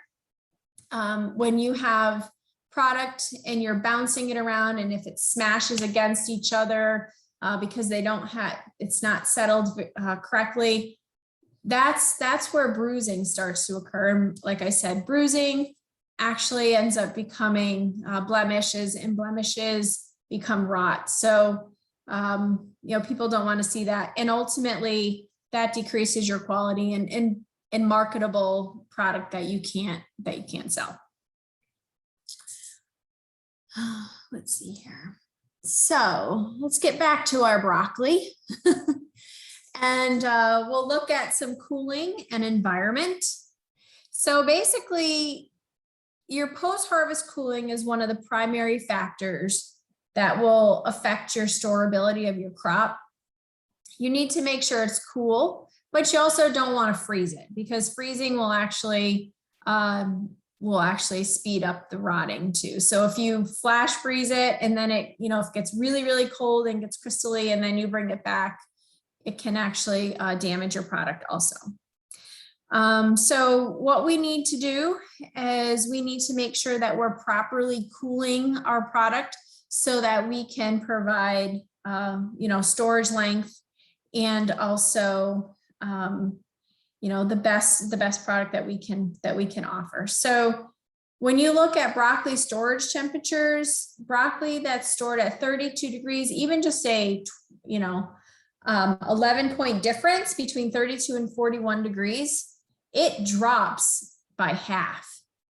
That is a really crazy thought. But if you go from just 32 degrees of cooling, so you're just at freezing, but you haven't gotten to freezing, your maximum days of marketability is 21 to 28 days. Whereas if you go up just, less than 10 degrees, so you go up 9 degrees, you've lost 14 days of marketability. It drops in half. So you might want to say, well, it's harder to be at 32 degrees than it is at 41 degrees. If you look at it from a cost analysis, but if you can, have a marketability of your product of, 14 days versus 28 days on the long side, what's that cost to you as a producer? And then of course, if you move from 41 to 50 degrees, so if you go up another 9 degrees, you went from 14 days to 5 days. So you can't even get a week's worth of marketability out of your broccoli if, in fact, you don't have good refrigeration. So, keeping in and around that 32, 33 degree Fahrenheit range will obviously is your most desirable and will give you the most marketability of your product. Looking over to the right side of your screen, you can see where they're using actually Celsius, but they're looking at 3 different types of broccoli in 3 different scenarios, whether they're using 5 degrees Celsius air, 5 degrees Celsius is ethylene, and then 10 degrees Celsius as an air temperature, and what that actually does to the product and the marketability. I always say, which one would you want to eat? So I like to always say, put it back on yourself and say, which would you want to eat? Would you want to eat, the dark leafy green? We would probably eat the middle. I would eat it, but then when it's overdone on the far right, I wouldn't want to eat that. I don't think you would either. So it's always, always looking at what would you want to do? What would you think as a consumer? Okay, so we talked about picking and harvest. We talked about handling and transportation injuries because we have to be cognizant of that. We talked about making sure that it's being cooled properly. And then finally, part of the type of product that you're utilizing, especially in veg harvest, we need to look at scheduling your deliveries. So there's a couple things that need to be taken into consideration. You should be taking all of this into account when you're actually scheduling. And again, have a good plan for this too. In the beginning of this little talk, we said you need a good plan for your before you start to plant your plants, so that when you get to this phase, you will have good varieties, you'll have a long harvest, so on and so forth. But now you also need to have a plan for delivery of your products. So please don't ever think, don't ever leave this part of your plan out, because this has to be planned too. And you should be planning this well in advance.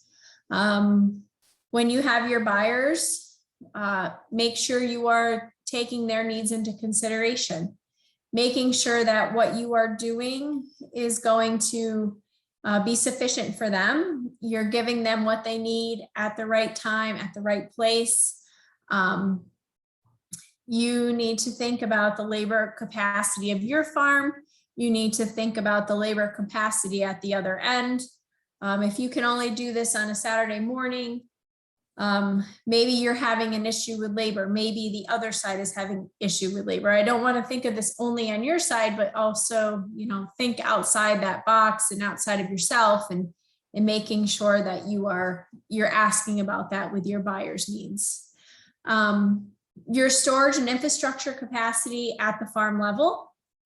So what is your storage and infrastructure? If you pick too much, can you get rid of it? Do you leave some still in the field for maybe the next day or 2 days? What does that look like? If you go back to your plan, what does that look like for harvest? Make sure that you have enough storage. You don't want to have too much storage, because too much storage is actually, it costs a lot of money to create storage.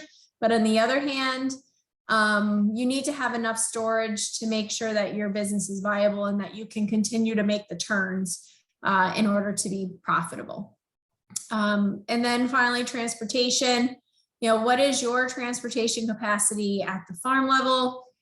Do you have an ability to get product to where it needs to go? Do you have the right transportation, or do you need to call somebody? I have a little funny story about that. Actually, it comes back to poultry. I have an Amish family that I've done some work with that has a small shop where they were selling product that was like 6 miles from their farm. And their farm, they had, they were killing poultry at their farm, but obviously, it needs to be cooled, it needs to be packaged, it needs to be transported. And they were like, how do we do transportation? Because we are horse and buggy, plainclothes folks. And so we had to kind of work around that, and they ended up having to get a van that was large enough, because some of the drivers around that would take the plainclothes community to different functions, they would either have a pickup truck, which you can't put stuff in the back of a pickup truck because it's open.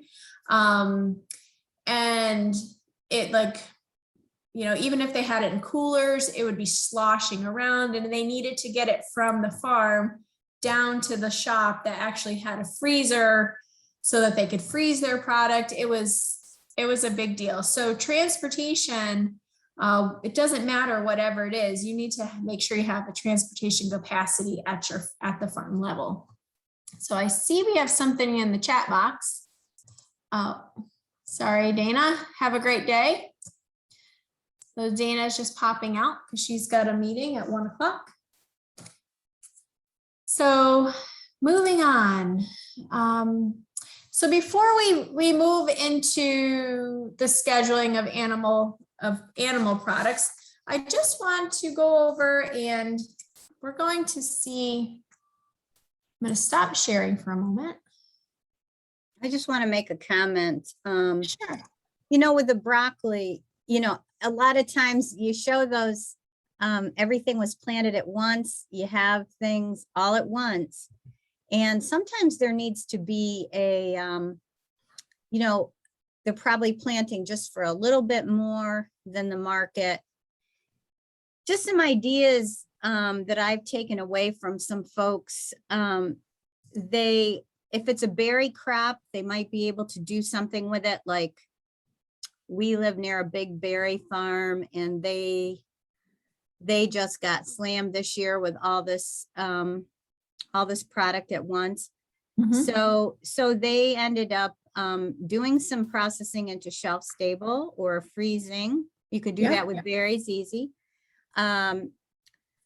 They also, some of the folks around here contribute to food banks and keep track of it for donations.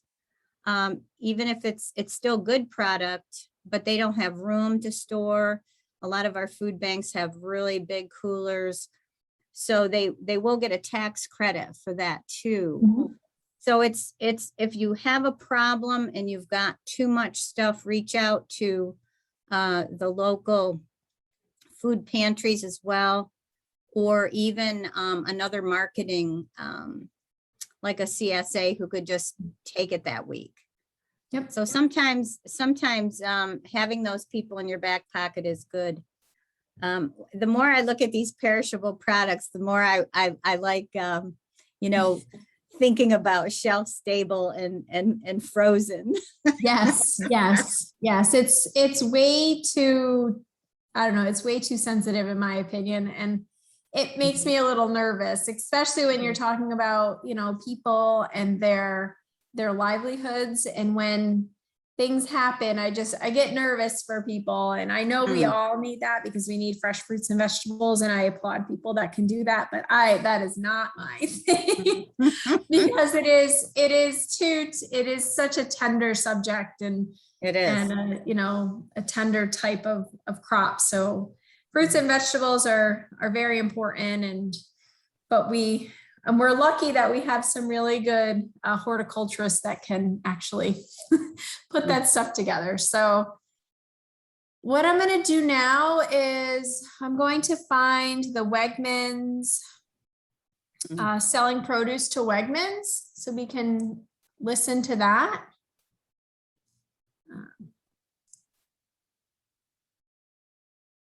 So can you see a YouTube up in my? Yep. Okay, fantastic. Go to full screen.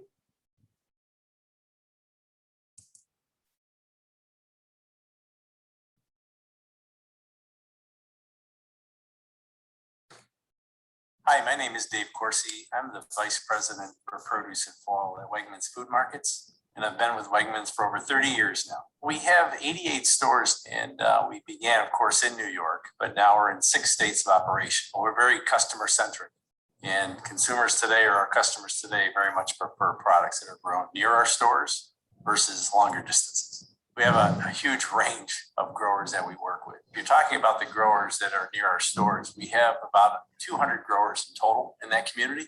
They range from just very small to larger, close to 1,000, maybe in acres. We certainly want to embrace those neighbors or growers that are close to where our stores are operating today.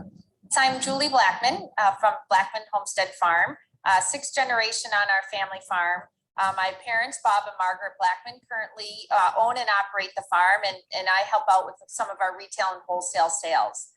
We're currently a beef and fruit farm and have a history with a dairy herd through the years as well. So we operate a U-pick apple business in the fall, which is our main business here, but we also wholesale, especially a lot of our pears, to Wegmans stores and then other small local farm markets. We've been into a local program from day one, but in terms of products being delivered directly to our store after being harvested within hours, that went back about 30 years when we really started to embrace that.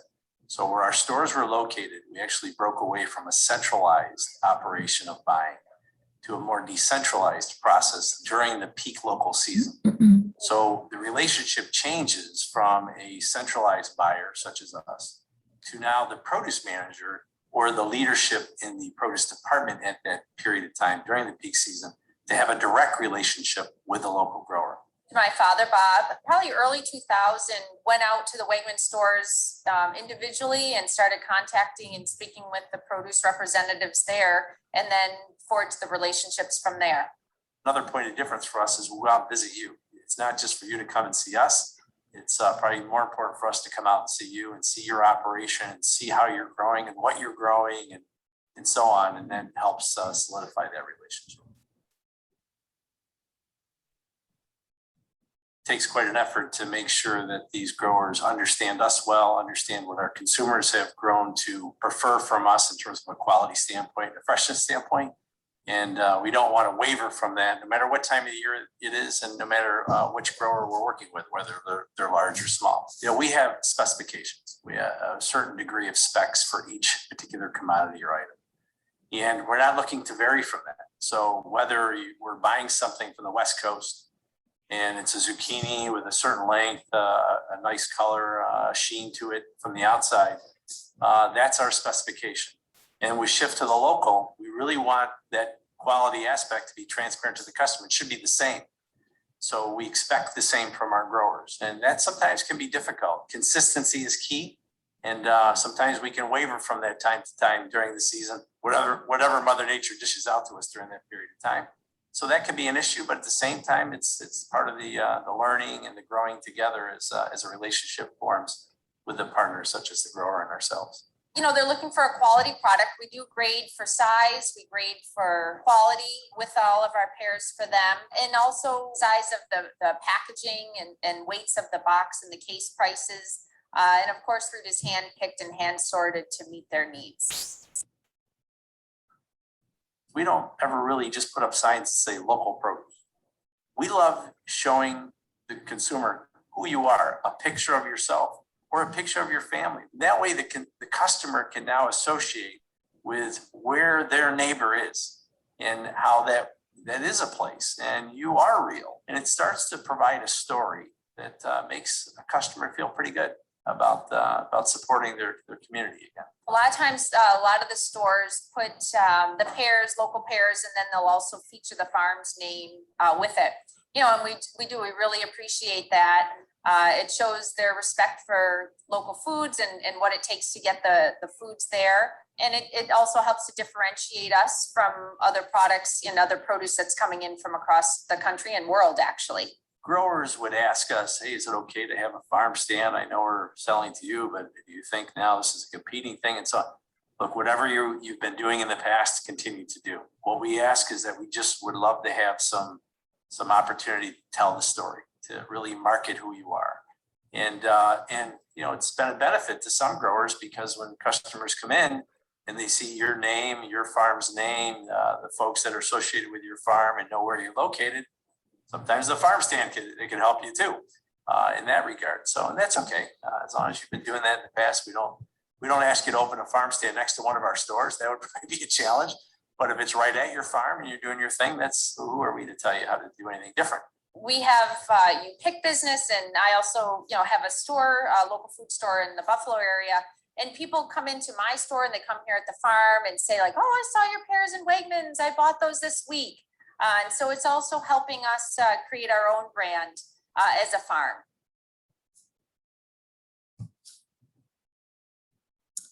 So there's a really nice thing from Wegmans, and I believe there's another one.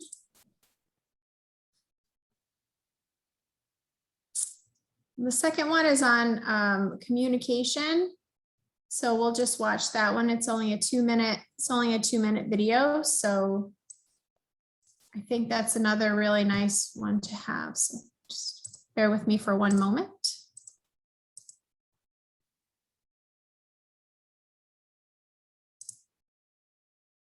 And all of these are on the Cornell Small Farms website. So if anyone wants to go through and rewatch, Cornell Small Farms website or YouTube channel has a tremendous amount of small short video clips. So everyone should be able to see this. Wegmans number two communication. Yep. We always ask from our partners, is just be honest with us. If you don't have what we're looking for that day, tell us.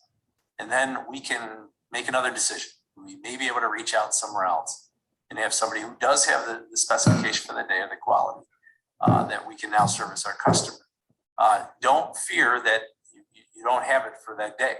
We'll come back and we'll call you. A lot of growers may say, geez, if we don't service you every day, then you'll never come back to us. Well, maybe that's for other buyers. That's not how it works for us. When you're in the heat of the moment and it's during that peak season, we can't do much in terms of planning and so on. What we do in the off season is just that.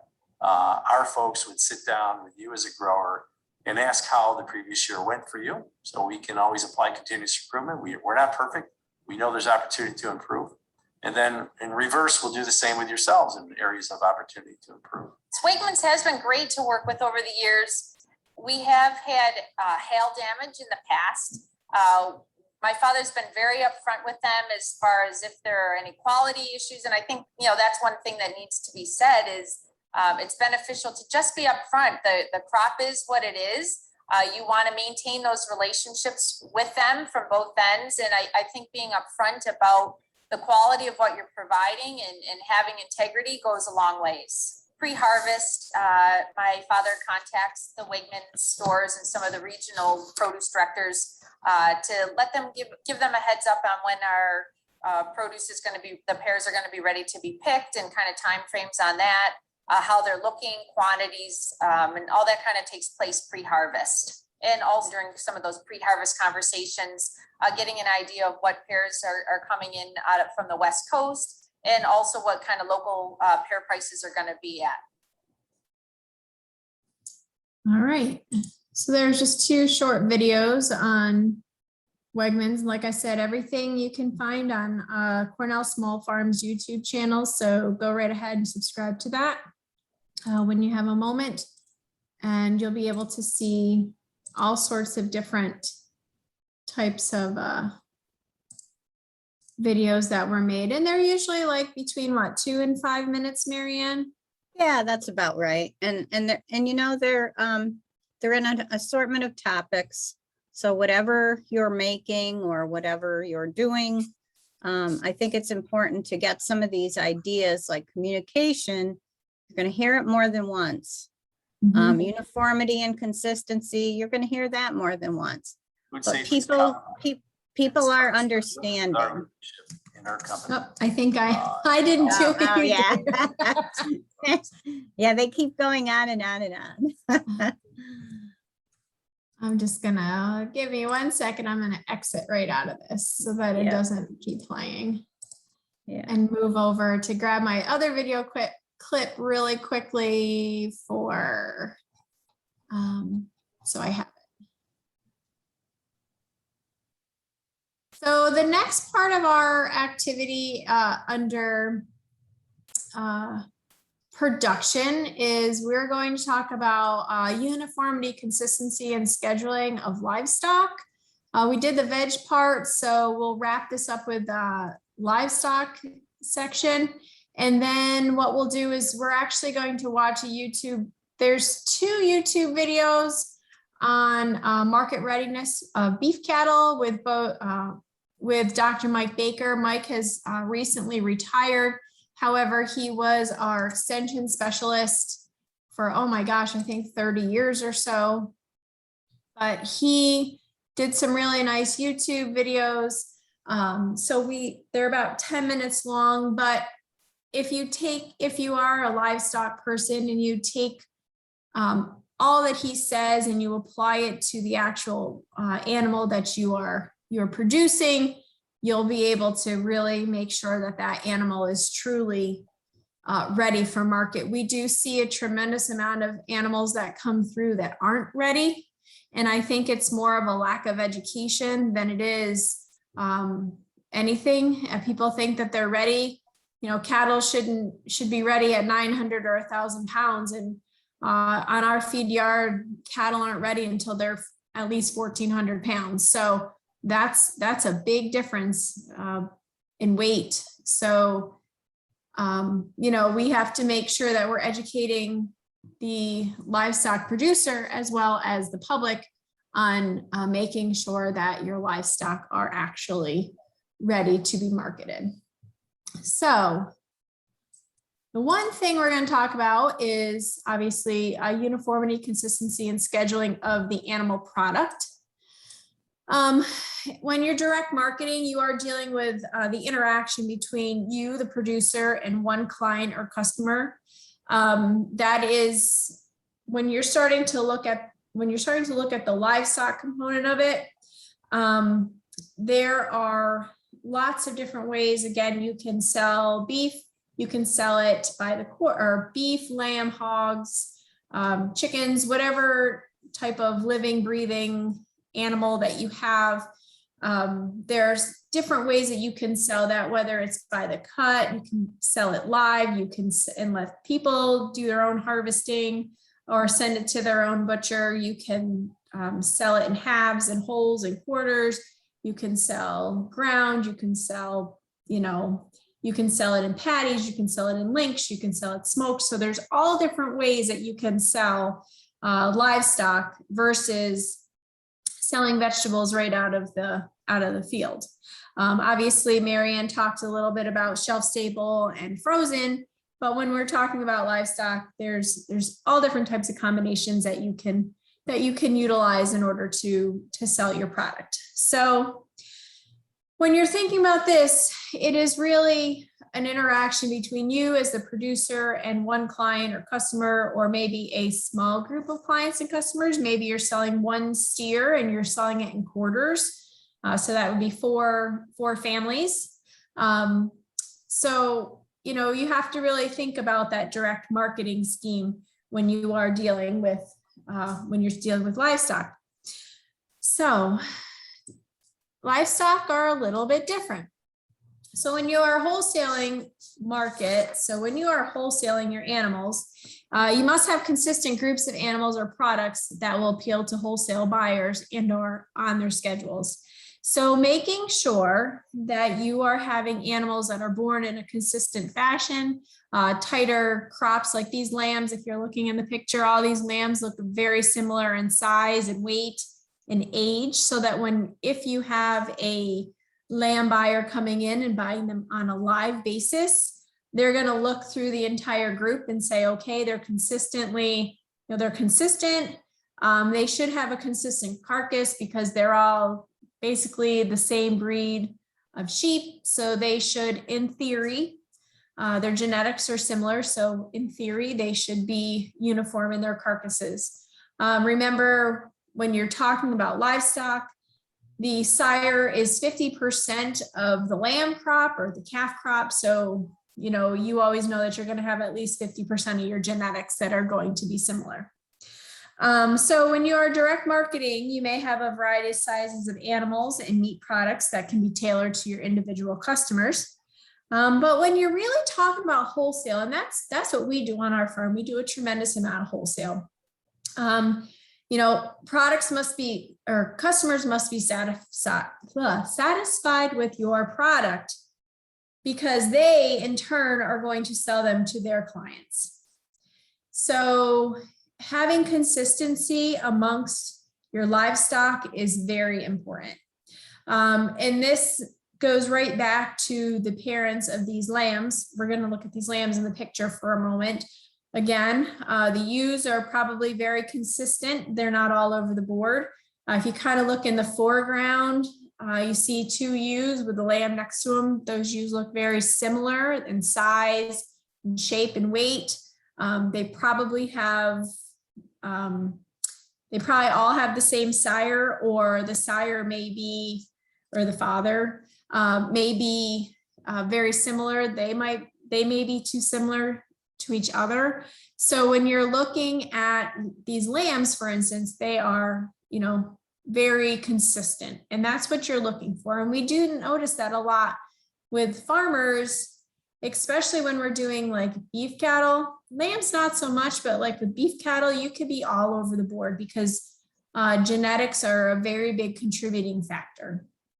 So you want to make sure that everything is very consistent. And from one farm to the other,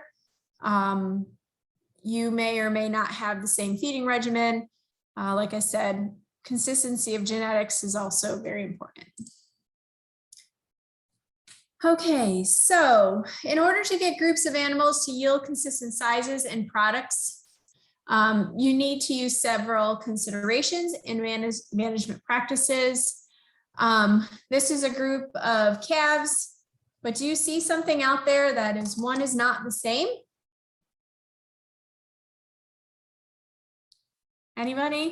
Anybody want to chime in? The horns. Yes, the horns. Yes. So if you guys could see in the ground here, it looks to me like a Texas Longhorn amongst a bunch of black and red native cattle. We like to call beef breeds native cattle. That's how we refer to them in the livestock industry. Those cattle, they do very well on grass. They're very hardy versus they pretty much grow and do what they need to do without a whole lot, as long as they have good grass. But the Texas Longhorn is a very, very different animal. And even though he's stuck out here with all of these calves, he will not yield and grade and grow the same as the other calves around him. So we need to make sure that we are, our management practices for the livestock that we have are suitable so that they, again, grow and do what they need to do in order to become tasty steaks, tasty lamb chops, and other things like that. So, fitting into that wholesale type market, using consistent breeds, Angus and Herefords, a little bit of Simmental, a little bit of Charolais, usually for some hybrid vigor, but a lot of our cow herd base is Angus. There is a reason why they use the term certified Angus beef. Everything is about an eating experience. When you really talk about livestock, it's all about an eating experience. And so when you have those Angus Hereford cross influenced cattle, you have some cutability. You also have an increase in marbling and fat cover, which all is very much about an eating experience. So I see we have a question in the chat box. Well, it's We Highland owners like those horns. Yes, Robert, I know. I'm an Angus girl, so I don't know about that. Those Highland horns creep me out. I've seen a lot of people get hurt with those horns, especially at state fair. So I know a lot of people like them. Highlands are really great at foraging and browsing. And they do work in different types of pasture situations that are maybe a little less, they're more browsy and more able to basically convert some different things that like an Angus Hereford type animal may or may not want to. They would be more choosy. So Highlands do have a place. I'm not saying that they don't, but those Texas Longhorns, they are not made to be kind of in that group of calves, and that's where we have to really think. All right. So the next thing that we like to talk about is this slide deck says birthing window periods, but I like to, use lambing, calving, farrowing, kidding, whatever it may be, hatching windows. But the biggest thing that I see a problem with is that we don't have very tight gestation. Well, we do not have very tight calving windows or lambing windows or kidding windows, whatever that may be. Sometimes people will just run sires with their ewe flocks or their doe herds or their cow calf herds consistently throughout the year. And what ends up happening is you're having babies born throughout the year. Lambing and kidding traditionally, they go into anestrus for a time. Actually, we like to think about it as like from May to August. They'll stop, especially sheep, they'll actually go through like an anestrus period where they won't actually breed. They do not breed out of cycle, and they'll start to breed again back in like the end of August. It's basically, it all has to do with heat and also the moon phases. So, but calves will be born consistently throughout the year, but we don't like to have that happen. When it comes to management, good management, and also breeding seasons, we like to have tight windows in which we are having these babies drop on the ground. That way, when you go to sell things to wholesalers, again, you don't have the up and down, the mismatch type of animals. And that way you can garner a higher price when it comes to that type of scenario. So we need to make sure that we're really kind of keeping within that. In this little blurb, they talk about correct sire animal management. That would be not keeping those bulls or rams or bucks in with, or even boars in with sows, constantly or continually making sure that you're keeping them away from the female herd during off cycles, and only breeding them during a very concrete breeding season.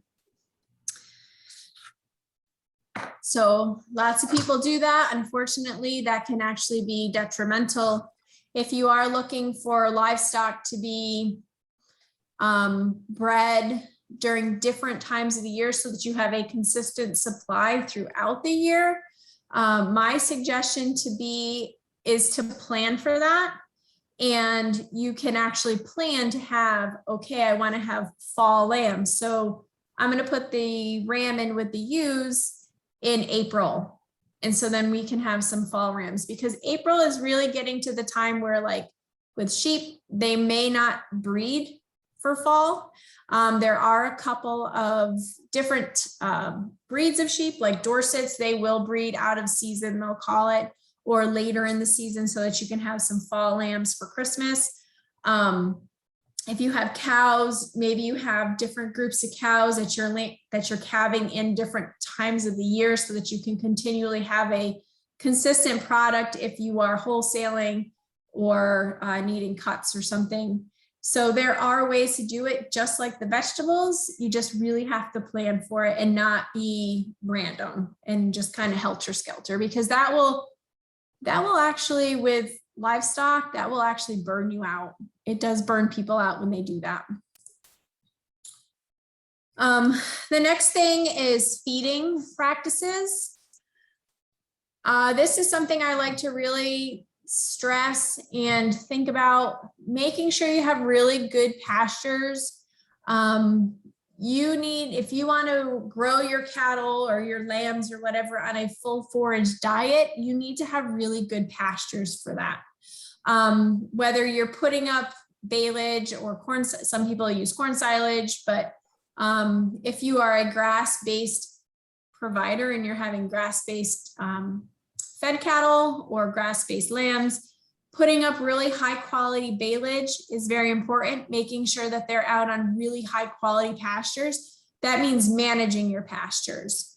I see a lot of people that just kick their cattle out or their sheep out to the pasture and they don't ever rotate them. Intensively rotating pastures, feeding your pastures, managing your pastures is very important, so that you have good gains on the other side. We talked a few minutes ago about slaughter weights and having slaughter weights in a timely fashion. Cattle, even grass-based cattle, should be killed at 22 months. If people say that they're getting their cattle to slaughter weights at 30 months, I would really highly question what they're doing, or even their lambs. Lambs need to be killed within 1 year. Lambs that are on a fully grass-based diet should be able to reach slaughter weight by six months, maybe 7. But I would definitely say, and that's like 130 pounds, 120, 130 pounds.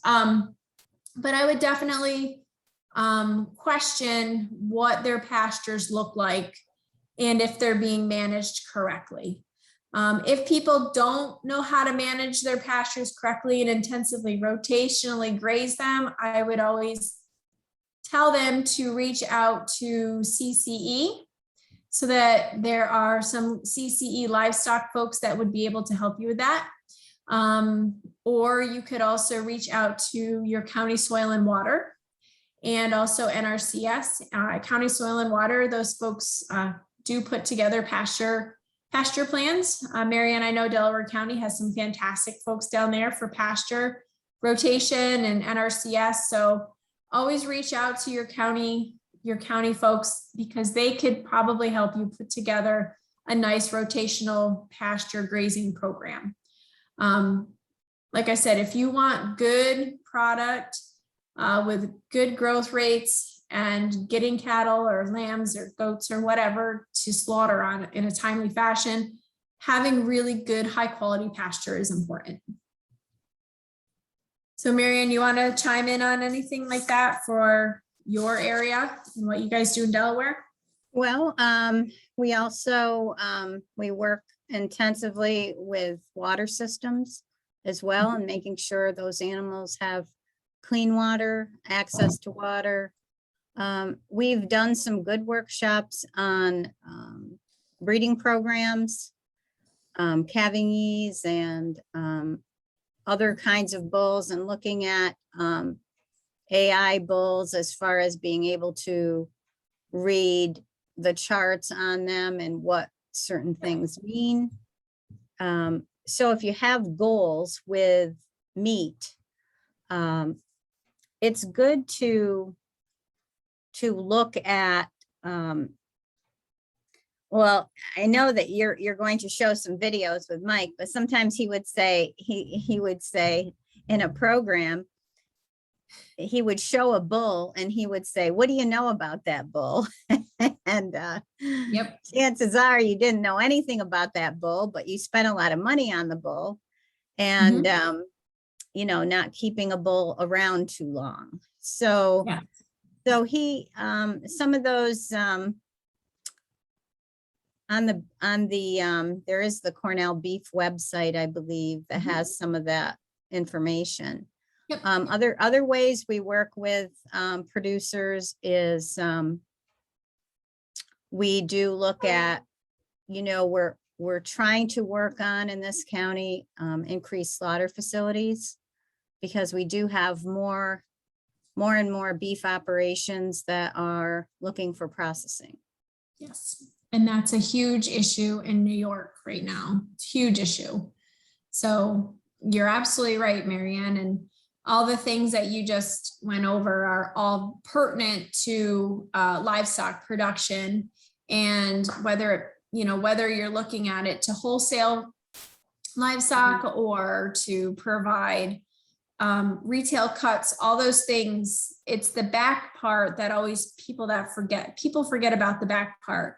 Having good high quality pastures, having good watering systems, having a way to manage these cattle or sheep or goats or hogs or whatever it may be, that living, breathing thing, you have to manage it, and you have to manage it properly, so that, again, just like in the vegetables, the horticulture, that you're getting a consistent product that also is, is a good product. So, all right. So the other thing that we like to talk about, and I always feel like people sometimes skip out on, is management protocols. And if you've done anything with Marianne or the Central New York Dairy Livestock and Field Crops team, Ashley McFarland is our livestock specialist. Marianne has a fantastic Rich.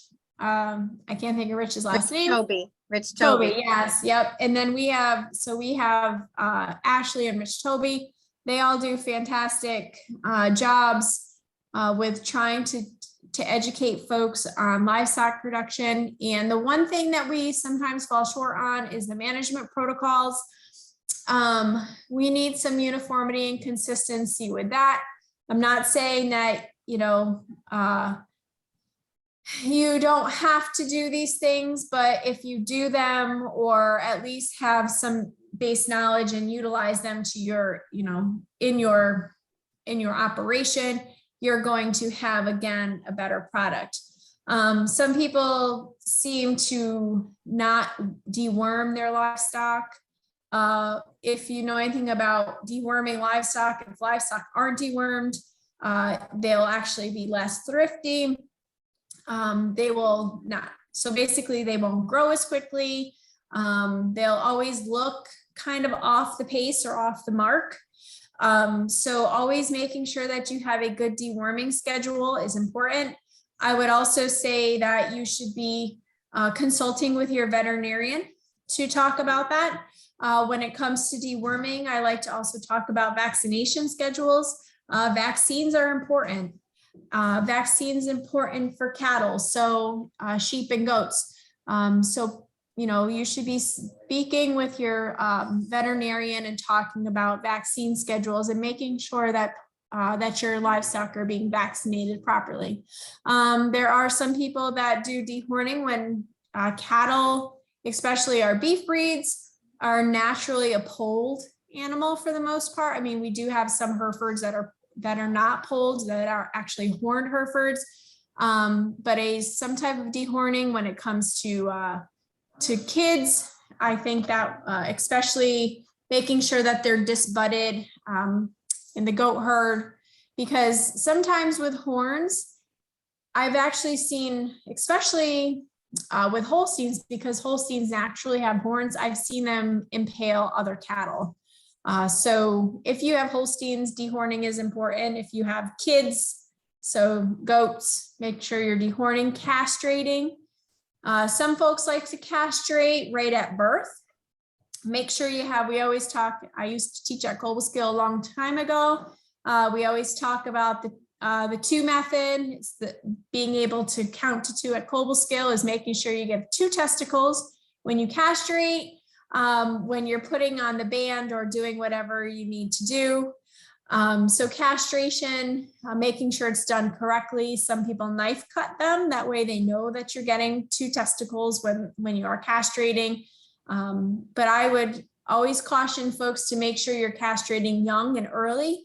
It's less stressful on the animal versus a calf, say that's 8 or 9 months old.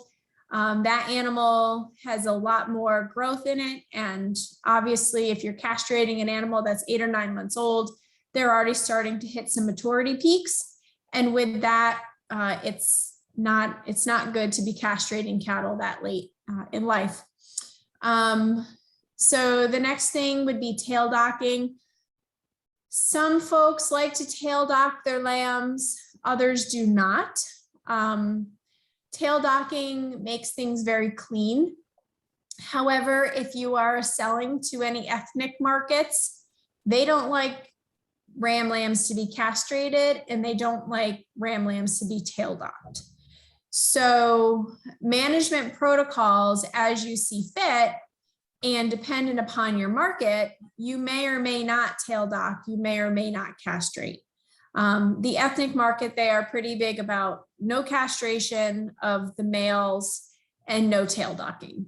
So again, check your markets, because if you have a wholesale market that sells directly to an ethnic market, they may not take your livestock if they have had these 2 management protocols done.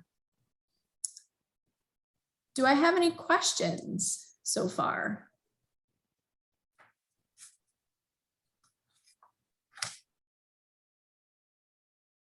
Okay, so moving on. We're almost done with this section, but the other thing is producers having access to livestock transportation services.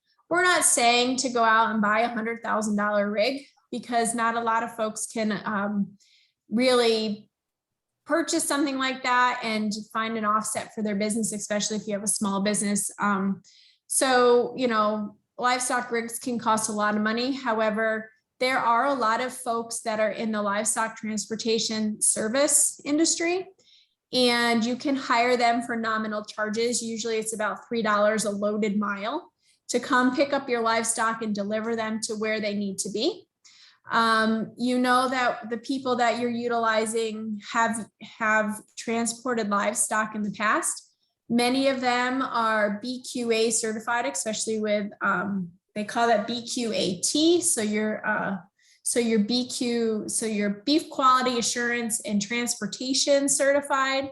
More and more of our slaughter facilities are wanting that with our drivers. So you know that these people have gone through measures in order to humanely transport, load, and offload your livestock in a humane way. So you don't have to go out and buy expensive transportation to get your livestock to where it needs to be. If you can, that's fantastic, because you know what you're doing and you know to get your livestock to where they need to be. However, if you don't find that to be a good budget line item for you and you have other things to spend your money on, which some people do, Remember, there's always livestock transportation services that will get your product or get your animal to and from to your destination. And if you ever needed transportation services or needed phone numbers for people, I know that Marion's office probably could provide that, as well as my office. You can always look in the back of the Country Folks magazine, because every week there are transportation services listed in the back. All right, so with that being said, we're gonna stop sharing and we're going to watch. Let's see here. The market readiness of beef cattle. And while I'm also here, in your manual that you received, just give me one moment to find it. You will have received in the manual, just hold on one moment. It's actually a really nice, I'll find it while we're watching the video. So just hold on one moment. We're gonna watch Mike Baker talk about market readiness in livestock. Hello, my name is Mike Baker. I'm the Beef Cattle Extension Specialist with the Department of Animal Science at Cornell University. Thanks to some local 4-H'ers, we were able to use their animals to review what a finished animal looks like. And so today we're going to be looking at finished and unfinished steers and heifers, both of beef breeds and some dairy crosses. Because knowing when an animal is finished is extremely important for the market, because the price is dictated about quality and your consumers have a preference one way or the other. So getting the eyeball to be able to know when to pick them is important. So hopefully today we'll bring out some points that will help you in this process. Just as all of us deposit fat differently, cattle are the same way. So it's not just looking at a single point, it's looking at all the points in aggregate. But the main ones that we want to look at is the tailhead fat. That is the deposits of fat on either side of the tailhead. Then we generally go to the brisket. The brisket needs to have some degree of fatness, and we'll refer to looking like the size of a cantaloupe all the way down to the size of a grapefruit. The other areas would be along the rib cage, how smooth or how pointed that is. Across the hooks to pins, the fatter they are, the smoother they'll get. The flank area, that area between the hind leg and the belly, will fill as an animal finishes. Those are the main ones. We can also look at the spread of legs. An animal gets fatter, they have to spread their legs further. And then finally, dew claws will change depending on the degree of fatness. So all of these have to be combined into one final call on the readiness for that animal to go.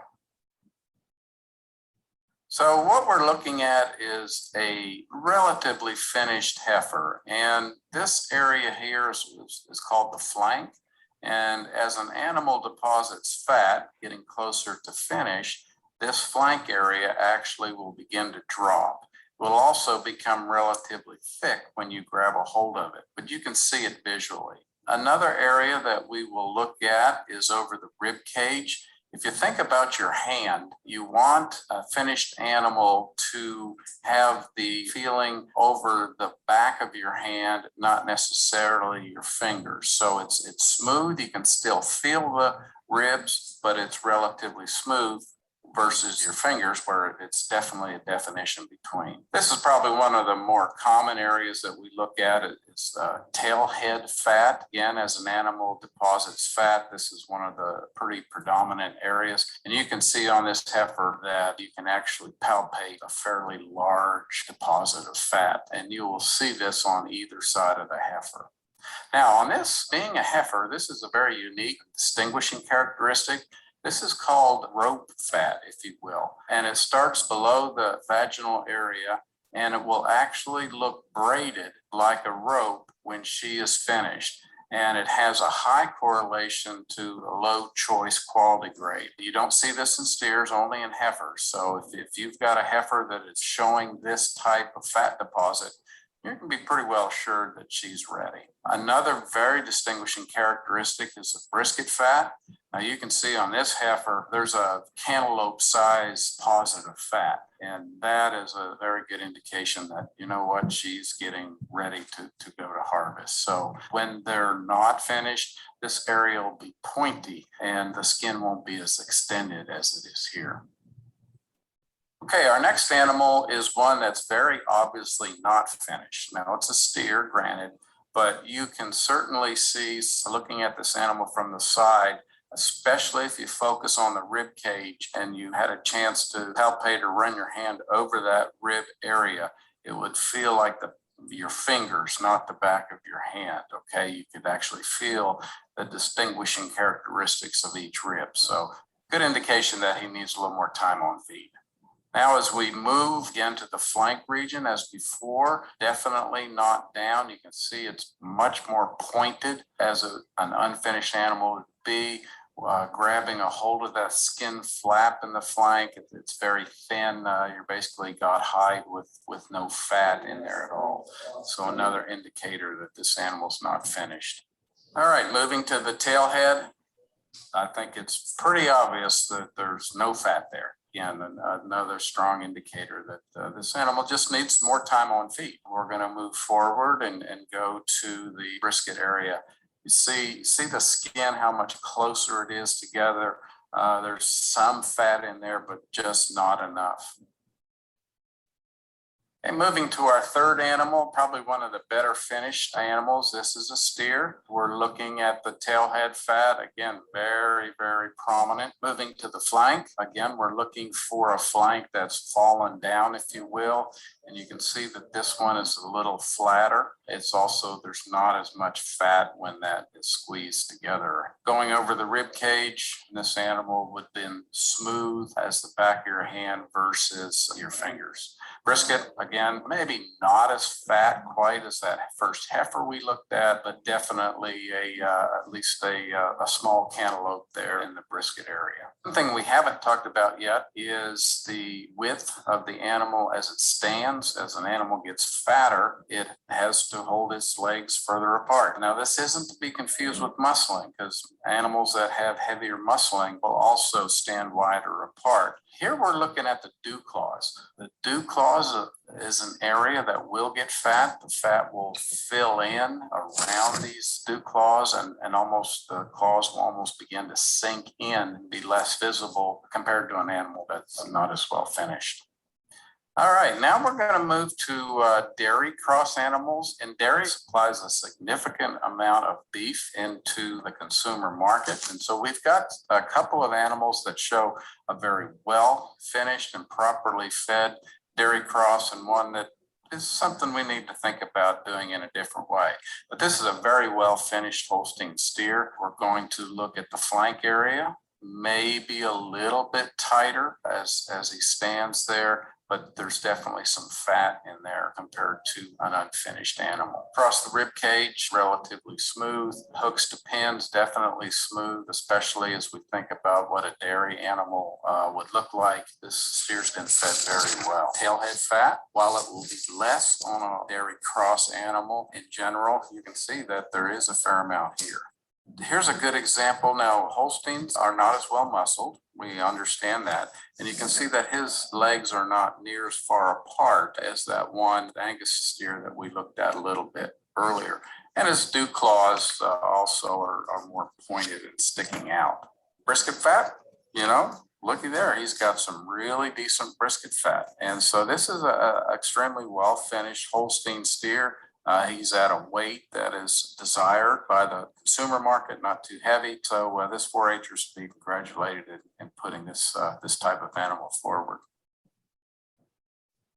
Now here's a dairy cross animal that is of different type. Now, granted, it's probably a little less muscular. However, you've got to be careful not to confuse muscle and fat. Looking at the tailhead fat, not as well defined. There's some there, but not to the same degree. Flank fat, as I grab a hold of it there, my thumb and forefinger are pretty close, indicating that there's not a whole lot of fat there. There's some, it has flattened out a little bit, but just an animal that needs a few more days on feed. Across the rib cage, not as visible in terms of seeing that there's ribs showing, but we palpate across those ribs, we can feel it. And here definitely we see a lack of finish. This brisket area, you can see it's mostly all skin. There's maybe a grapefruit in there if you want, but just very little fat there at all. Looking at the back legs held more together. The dew claws also point out, enveloped by a fat pad. And so just one more indicator that not quite finished. Now, this is a different animal than what we've looked at up to this point, because this is a Charolais cross steer that's very well muscled, but also properly finished. And we'll point out some differences, because these type of animals show fat, deposit fat differently than the English breeds, which is where your Angus animals fit. So we're going to start at the tailhead fat. There's some there, but again, it's not as prominent. You think about that Angus steer and Angus heifer that we looked at, it was hooched right out, if you will, and quite evident. Here, about the same as we've seen before, a lot of fat in that flank area. There's a lot of distance between the thumb and forefinger, so indicating a fair amount of fat. Across the ribs, maybe a little bit less, but look how when you're grabbing there, you're grabbing fat. And so pretty good indication that there's enough fat cover over. Now, this is what you'll sometimes not see in continental type breeds is the brisket fat. And this steer fits right in well with that. He's got some, but it's not as grossly obvious as it was in the Angus cattle. And then looking on the backside, just for a minute, and I don't want you to get confused between fat and muscle, but look how much distance there is from the tail out to the side. Just an extremely well-muscled steer. Look how wide he stands in the back. That has to do with muscling as well as the degree of fatness. And you can see on this one, especially the one being pointed there, that his dew claws are enveloped by that fat that's been deposited there. Okay. I always like watching that. Yeah, that's a good one. So again, baskets to pallets, we can always have Another one. one. There is another one, determining the market readiness of beef cattle, which is like on the carcass evaluation side. So they start to talk about internal. However, we're not going to watch that today because it is 13 minutes in length. You're more than welcome to go and take a peek at that at your convenience. So the second part of my presentation is basically on labeling and grading and packaging. Part of it, they do talk about the Headwater Food Hub, which Marianne already took a few minutes and went through all of those YouTube videos. So we're not going to do that. We're just gonna kind of roll through this PowerPoint and visit about that. And then we can move on from there. I wanna be cognizant of everyone's time today. It is 20 after 1. If anybody needs to take a break, obviously, please go ahead and do that at your leisure. And we will move on from there. So I'm just queuing up the PowerPoint.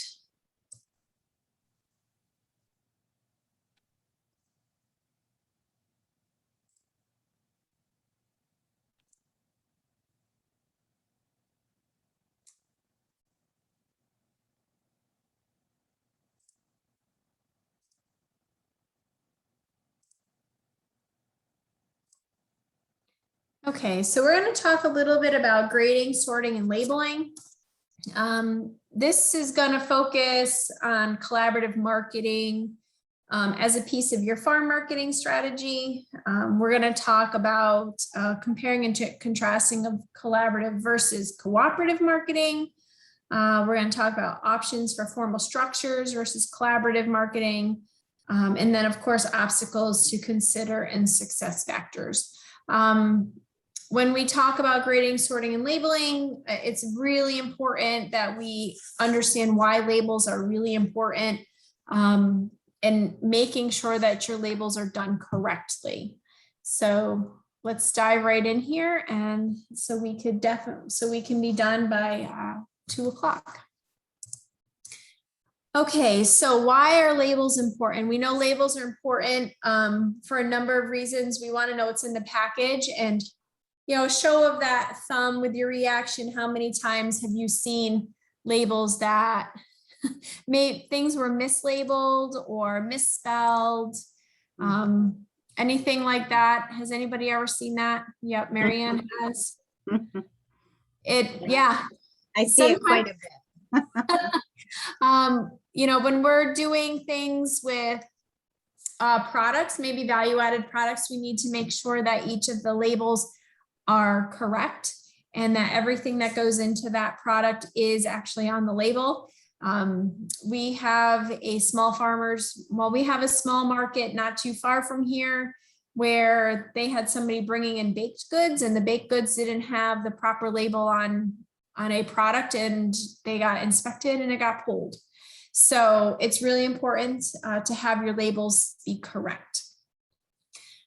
So labels are important because obviously we need to know the style, size, and product that you're selling. That should be an obvious given. We also need to know, is it organic? Is it GAP certified? We have Pride of New York. New York Grown and Certified is another one now that we like to have on our labels. Obviously, if it's USDA inspected, we want to make sure that our meat is all USDA inspected if it is being sold by the piece. The other thing is we want to prevent any foodborne illnesses, provide traceability back to the farm. This really comes through to poultry. That's a big one. But we want to make sure that you have some traceability back to your place. And that's why good record keeping is so important, is we need to know exactly what you guys have done or have not done on your farm. So the first one we're going to talk about is labeling for wholesale vegetables.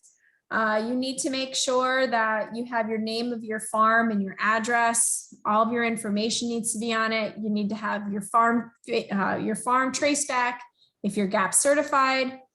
If you don't, you need to provide your own tracking system. So basically have some type of spreadsheet codes that display the pieces the farmer wants to show. This includes the date you harvested it, the product, the plot number of where it was grown, who was on the picking crew. Say you had some foodborne illness. How many years ago has it been since we had a outbreak of salmonella in spinach? And it ended up being, or E. coli, and it ended up being a person that was on the picking crew, ended up being sick. So that's why we need to have all this information. It's very important. So that type of labeling usually depends on the farm, but even if you have your name of your farm and your address, and then of course your farm trace back somewhere, you need to know what lot number that is and what ended up happening on that day that it was picked. So you have to have your grades. So for example, if you have a small farm, it may say SP 619. So you can have your own little code system. So this could mean spinach was picked on June 19th. If you have a large farm, it could say SP 619 AAC3, which obviously that's a pretty big code, but if you have all of your pre-planning done correctly, you may be able to do this. That would be spinach picked on 619 from field A, section A by crew or person 3. So you know exactly who picked that, when, time, everything. Your quantity and your count. So does the buyer specify a count? This depends on fruits and vegetables. So green peppers, you're sold wholesale. in 1/9 bushel boxes. So 1 out of 9 bushel boxes. So same thing with like cuts of meat though, too, because you may have 1 steak in a package, or you may have 2 steaks in a package. Now those are quantity and counts, and weight is also important. Here's some examples of label produce boxes. If you see on the left-hand side, GAP certified, it was picked on the 12th of August from field 7, section A, picking crew 2. It gives your farm address and name. Here's all of your codes. So if you ever wondered what those codes were, that's what we're talking about in this box. It does give you a grade. So it's saying extra large peppers, large, medium, select, suntanned or red. So, you know, where are they in that color, the change of color. And then here on the upper right-hand side of your screen is an actual sweet potato label from Vic Family Farms. They have a SKU code on it, so they have a barcode system. Sometimes you can get some funding for barcode systems and trying to help you with that electronic verification. So bags of North Carolina sweet potatoes, it's a product of the US. And then of course that gives you the lot code as well. So those are 2 different types of labels. Obviously, if you are a small farm, you're not going to be this extravagant, but you need to be able to provide some type of trace back to your farm. And however you may do that is entirely up to you, but if you ever had an issue, you better be able to trace that back. The second thing is wholesale boxes. Wholesale boxes, here's just an example. So we have wholesale boxes that are stacked on a pallet. He's gonna go and shrink wrap them so they don't move.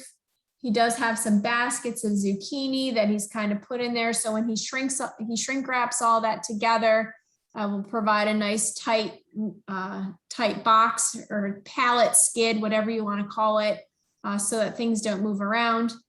On the right-hand side with the skid loader, they have some different types of pallets of vegetables neatly stored in boxes. Sometimes the baskets of zucchini are a little harder to manage, but then a box because it's very easily stacked. But by shrink wrapping that, it kind of helps with transportation. So when you are wholesale produce labeling, a couple of key things you want to keep in mind is, 1, you do not want to over label, because if you over label, you'll get overwhelmed. You need some PLU or UPC codes, depends on who you're selling it to. So always work with your wholesaler if you have a food hub that you're working with, they may actually already have PLU or UPC codes that they'll give you that you can utilize for their boxes. Some people don't want them. Statement of product identity. So we need to know what's in the box. Indicate any appropriate certifications. So like I said earlier, are you Pride of New York? Are you New York Road and Certified? Made in the USA, USDA organic. If you have the USDA organic certification, I have seen people try to utilize the organic certification and them not even being certified through NOFA. That's a big no-no and can actually cost you a lot. So please don't do that. Make sure that every label that you have, you actually truly have that certification. I've seen it, and I get frustrated with people when they do that. So I always like to bring that up to people's attention. Your farm name and address, obviously that's always very important. Make sure you can always provide traceback. And then if you can grade them, if you can grade your product, that's great if it's applicable. If not, then that's okay too. But always make sure that you can grade if you need to. On the other side of that, that's for vegetables. For meat, our big number 1 is to be USDA inspected. Sometimes we have some local establishments that are just New York State inspected. However, in order to sell on a retail level, cuts and product, you need to be USDA inspected. And I know that Marianne had made mention to earlier about the fact that we don't have a lot of USDA slaughterhouses in New York State. And if we do, the ones that we do have are very hard to get into. They're about a year out. So it's important to, again, just like with your vegetables, you need to plan ahead. We should always have our safe handling instructions on our product, whether it's frozen or fresh. We need to have safe handling instructions. Although people probably have seen that safe handling instructions label a bazillion times, people still get sick. They don't read it. So always make sure that that is on your product. Again, farm name, address, I always like to also put on there where it was packaged. So there will be a where it was packaged label, as well as the weight, and also what's in that package. So even if it's like primals or subprimals, it's going to give you, okay, this is, you know, it's a rib roast, it's 20 some pounds, and this is where it was packaged. So making sure everything is labeled appropriately. Here's an example of your meat label. So we have our farm name. This is Galloway grass-fed beef. They're certified organic. They have a lot number, your safe handling inspection instructions. It is a summer sausage. So just like we talked about a few minutes ago, sausage does have more than just beef or sometimes pork, whatever they use as their meat source. They have other spices and things like that. So it's always important that all the ingredients are listed on that label. They do have their USDA inspection sticker as well as their organic sticker. So here's another meat packaged product. Now we talked about this a few minutes ago. The only thing that is different on this for this Tops burger, or what is it, pork cube steak, excuse me, is they actually have your nutritional value on here. So for a serving size of 4 ounces, this is just a little over a half a pound. They're saying 4 ounces is 220 calories, 130 calories of fat. And then this is our daily values. And that's typically based upon a 2,000 calorie diet. So again, all the safe handling, the weight, your prices, SKU numbers, things like that. Other sampling labeling for other products. We all see chicken breast, and down in the lower left-hand corner, they actually have a USDA choice satisfaction label on it. So that means when that piece of beef went through the grater and it was graded at the slaughterhouse level before it got cut, it was graded as a choice product. So this specific product does have a choice label on it. There are 4 different types of grades. So there is your prime, which is your best, your choice, that's your second best. You have a select, which is your third, and then standard, which is your least desirable. So there's really 4 true grades when you talk about livestock and meat products. And USDA choice prime is when people say they get prime animals all the time. I will beg to differ with that, and I will politely say to them that's not always possible. Most people have choice. Prime is like a unicorn. It's a lot harder to get than what people believe. So most are choice. Choice is usually your most desirable. It's what we can get most often. Prime is really hard. Select and standard, if you don't feed your cattle or feed your livestock, that's where you're gonna fall into that, because it's all about your internal marbling. Okay, so usually we have a label making activity, and I wish we were in house where we could all visit together. However, we don't, but I really think that it'd be important for people, if you are doing some type of product sale, wholesale, is to go ahead and make your label. Do that on your own. If you go into your manual that Marianne sent you, there's all sorts of information on how to do that. Marianne and I both have the ability to visit with you guys and work together, and we can do it via Zoom or whatever. If you ever have any questions, we can definitely work with you on that.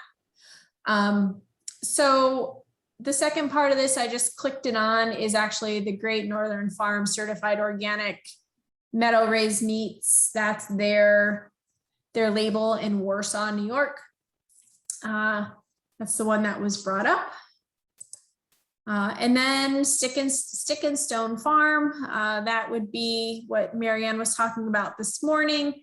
They're in Ithaca, so it was very simple. They have their peppers.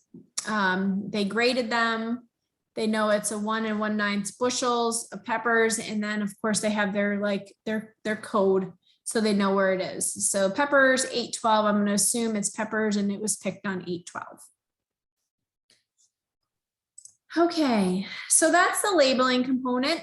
And like I said, there's 3 different components. So we have labeling. The second one is grading, and then we'll go through and do sorting afterwards. And I know that it's about 20 of, so I'll move through this fairly quickly. Grading, we can do some different grading. When we talk about vegetables and we talk about animals, vegetables is pretty different because you're looking at quality and sizes, whereas with animals, you're looking at your marbling. And so we were talking earlier about your different grades, prime, choice, and select. And there is a standard at the end of select.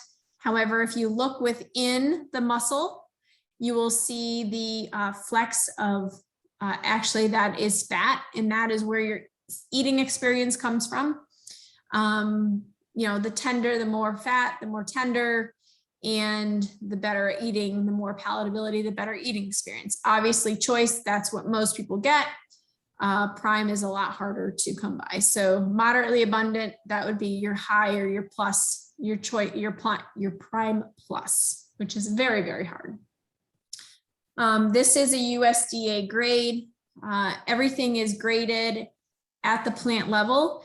They typically use humans, and there can be some human error when they grade. However, they have started to move to cameras to grade at a large packing house level. And if you don't have a grader in your small slaughterhouse, these different grades, you can't say that you have a prime or you have a choice or you have a select. You actually need to be your grader needs to be there on premises, and they're very hard to find. So if you're not certified as a grader, technically you can't grade these. So your product that you get from your small slaughterhouse, they can't say it was prime or choice or select because they can't put that USDA on there because you're not a USDA certified grader.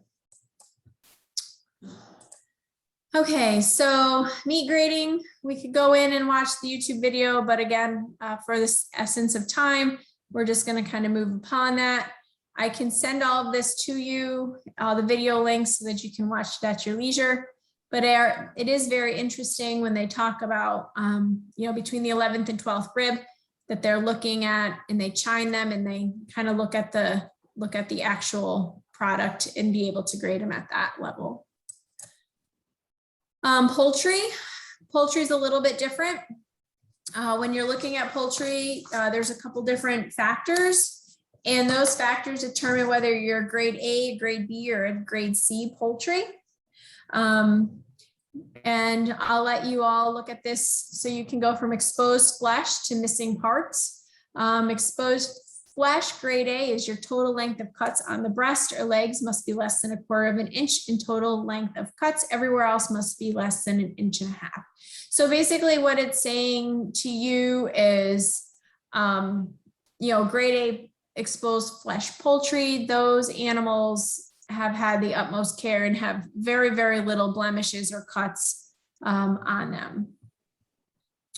So we'll move on from the meat grade, from poultry. But if you look in the PowerPoint that I believe Marianne has already provided to everyone, that is in there. Pork, according to the USDA, pork isn't graded the same way that beef is graded. Basically are two types of pork. There's butcher hogs and there's sows. Butcher hogs are raised specifically for slaughter. They are bred to produce highly palatable meat. Sows are used to breed more pigs.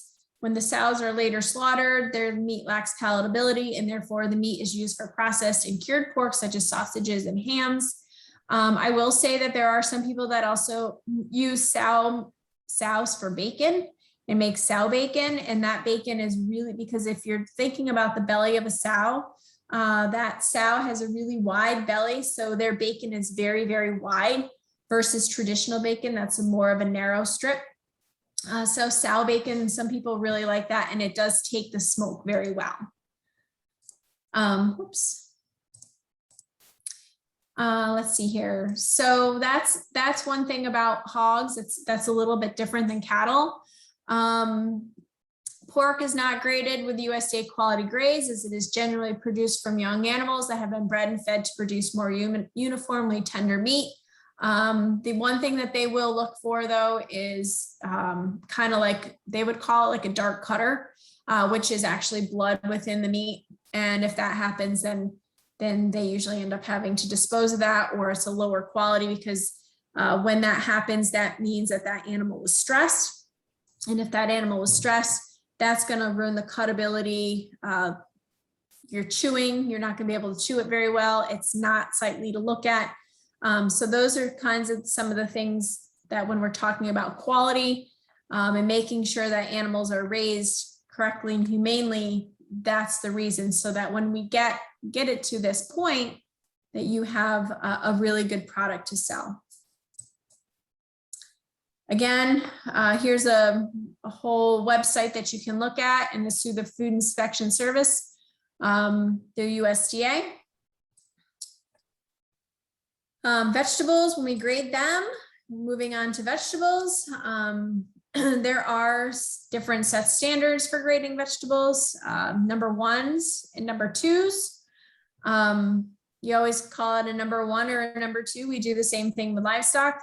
Number one is your highest quality and two is a lower quality. And then of course, your culls, they're gonna either compost them or not sell them. Sometimes you see like the misfit markets now online, some of those boxes that are, they may not be as pretty as going into Wegmans, but there's nothing wrong with them. So I'm just thinking misfit market is one that their vegetables don't hit the normal grading standards of some of these other things, but they're, they still all have fantastic nutritional value and there's nothing wrong with them.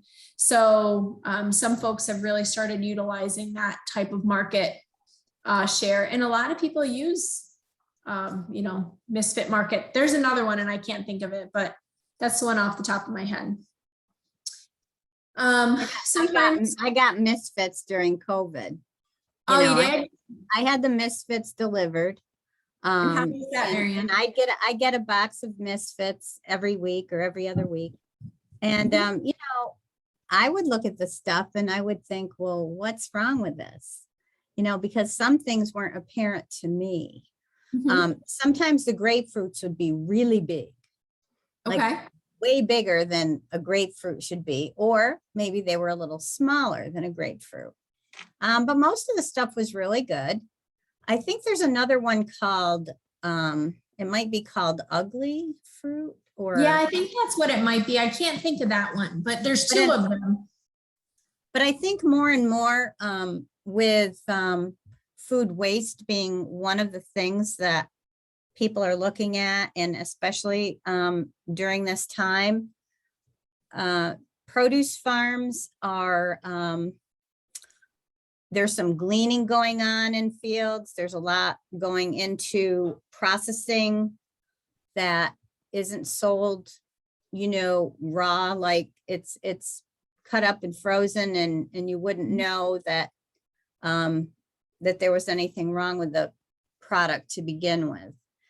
And sometimes there are people that go out and glean for food banks or other things. After the carrot harvester goes through, they might, or potato harvester, there are people that go out and glean for food banks. So they're a little smaller or they're a little bigger. But you know, like you said, it's good nutrition all the same. Imperfect foods. Okay. Yeah, there we Robert go. knows. Imperfect foods. Thanks, Robert. Yeah, so those are two ways that we're kind of moving around that, you know, highest quality, lower quality type grading system. Folks are, you know, they're realizing, I think COVID has really brought this right to the forefront, you know, might be a lesser quality meat, or maybe, you know, just not a perfectly, you know, shaped tomato or perfectly shaped grapefruit, but there's nothing wrong with it. It just doesn't fit in the box that they talk about. So yeah, so we want to, you know, we want to utilize those misfit markets or imperfect foods or whatever to get those onto people's plates. The other thing is sometimes depending on the grades, you know, maybe you need to kind of refer to the USDA for that. All right. So why do we grade vegetables? So why do we do that? And some people ask, but it makes sense because, you know, we do only have, if you think about it in a box and you think about what it looks like in the box, and it looks like on the, you know, at the farm stand or in the supermarket, you're really specifying your quality. It shows that the product has gone through a review by graders. It's been looked at pretty much. It has been reviewed. It's been looked at. Each piece has been handled and carefully packed. And it also comes down to a size. They want everything to look uniform, and that's a lot about marketing. So looking at sweet peppers, and sweet peppers are a really good way to kind of illustrate this point, because we can have all sorts of varieties within that. So let's look at the culls. If you look at that, we're gonna maybe sort out in cull or compost this. If you look, there's some mold starting. There's there's a blemish that ended up turning into some rot. So I know in our garden, if we had that, we just like slice this off and still eat it because it's probably fine. But going into a grocery store, you don't really want that. The other thing is if those culls are in with other peppers that may be of good quality, they may be oxidizing. And then if you ever notice when something bad is with other things, it will actually speed up their process of kind of going bad too. These are what are called choppers or number twos. These are typically sorted out and sold to canneries or processors or lower end grocery stores. Absolutely nothing wrong with that pepper. It just is not pretty looking. It's like we said, like the ugly fruit. You know, it's not symmetrical. It may have been turned or something when it was growing, so it did not get a full amount of growth on that one side. The next type is a suntan. So this is where they're starting to have color and they're starting to transition to a red pepper. And so we're looking at this and saying, well, we don't really want those again with our red or with our green peppers. So we're going to take those and move those suntanned type peppers out. A lot of people like them, but we're going to not put them with the truly green peppers. The other thing is size. So we want them to be in a nice size. So we can go from a medium and then a large to an extra large to a jumbo. The young lady down in the lower right-hand corner is actually holding on to some jumbo type peppers. So that's another case that we need to look at is the size. We don't want them super small. We want them kind of in that medium to large range. The other thing when we look at peppers is, what can we put in that box? If we have peppers that are too large that go in the box, then we don't make the weight. If they're too small, that box may be too heavy.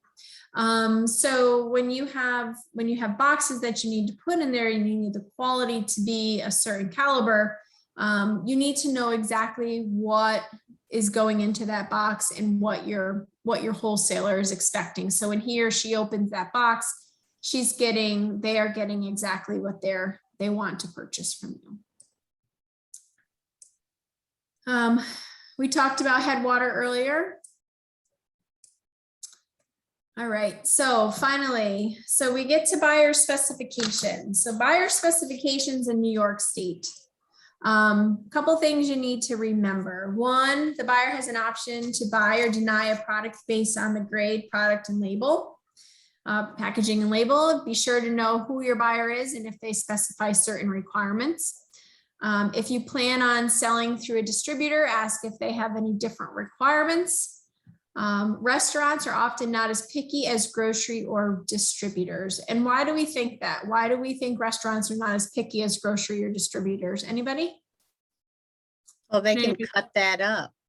Right? Yeah. I mean, they're gonna take out any bad things, and That's they right. have waste anyway. Mhm. Yeah, But when they're I'm- chopping. Yeah, Mm. go ahead. So when they're chopping for salads or they're chopping Right. for soups or dishes, they're Mhm. cutting all that up too. So it doesn't matter. They don't have to be #1 perfect peppers. They can use the lesser quality ones because as long as they're, they're fresh, they're good, they can use, and they're a decent size, they can still use anything as long as it doesn't have any blemishes or anything that's kind of going past the peak of perfection. So the other thing is when you're talking to wholesalers, some wholesalers have standards on packaging and size and weight. So this is just some examples from Wegmans. Always check with your wholesaler to make sure that he or she know exactly what they are expecting from you. We don't want to make them angry. Another thing is grading.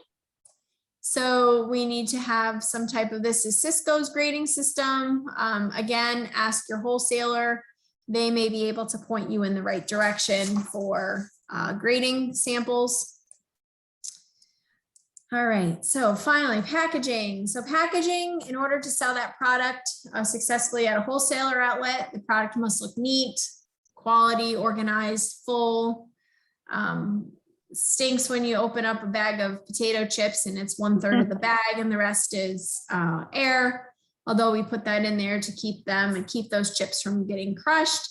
Yellow bellies need to be down. So if you're looking at squash or you're looking at a zucchini or even a watermelon, you want to make sure those yellow bellies are underneath so they just see the nice dark green of the fruit. And then of course we're meeting weight requirements that are specified. And things are stored at the right temperature. So if you have meat that has to be frozen, make sure that it's frozen. It's coming in, it's coming in coolers. It's coming in things to maintain the temperature of that meat. Same thing with vegetables. We don't want them to get hot. We don't want them to get to the point where it's going to increase their and decrease their nutritional value. Packaging examples and wholesale on the left is a good one. Everything is uniform, it's orderly. On the right-hand side, in the lower right-hand side of the corner, everything is just helter-skelter. The product is nice, but it's not very eye-appealing when you open up the box and you see just a bunch of random cucumbers just thrown in the box, not taken care of and placed in there properly. That also in transportation, if I were the wholesaler looking at that in transportation, I'm thinking it got bounced around, bruising occurs, and then that has blemishes. Here's another one. We talk about yellow bellies in this acorn squash. If you look on the left, that you don't see any yellow. Things are kind of nicely put in the box and neat.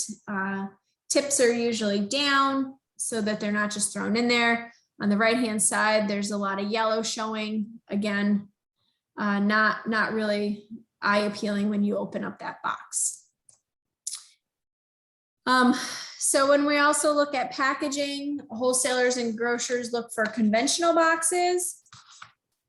Earlier, we talked about the different requirements that for New York State wholesale buyers. Again, we need to make sure that we know where they came from. So we need the name. We need to know if it's sanitary and durable. On the left, you see the bananas. You know, if you open up a banana box, they're always wrapped in plastic, loose plastic or cellophane over top. We need to look for traceability and the function of the packages down the road for the GAP certification. And then, of course, we want some farm identification labels and packaging so that we know exactly where that product came from.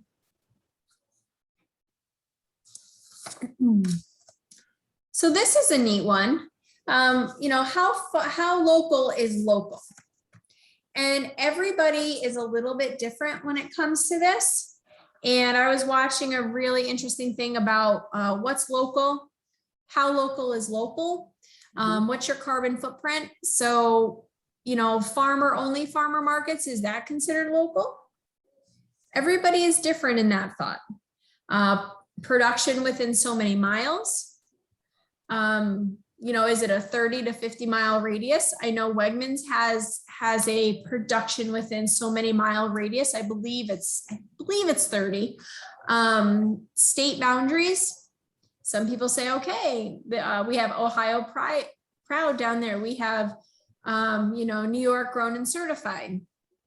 Are you guys okay with just made in the USA? You know, so we wonder how local is actually local. So again, visiting with your wholesaler to find out what those labels mean to them is really important.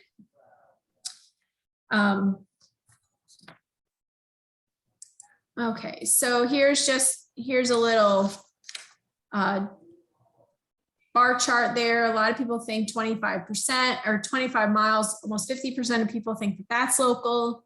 50 miles, about 20%, 100 miles within, well, they're using this Ohio, but you know, they're saying within Ohio, 10, 12, 11, 12% of people are like, okay with that. So again, that's a very subjective word. So work with your wholesalers on that. New York State, Walmart is grown in New York State, so they're okay with that being local.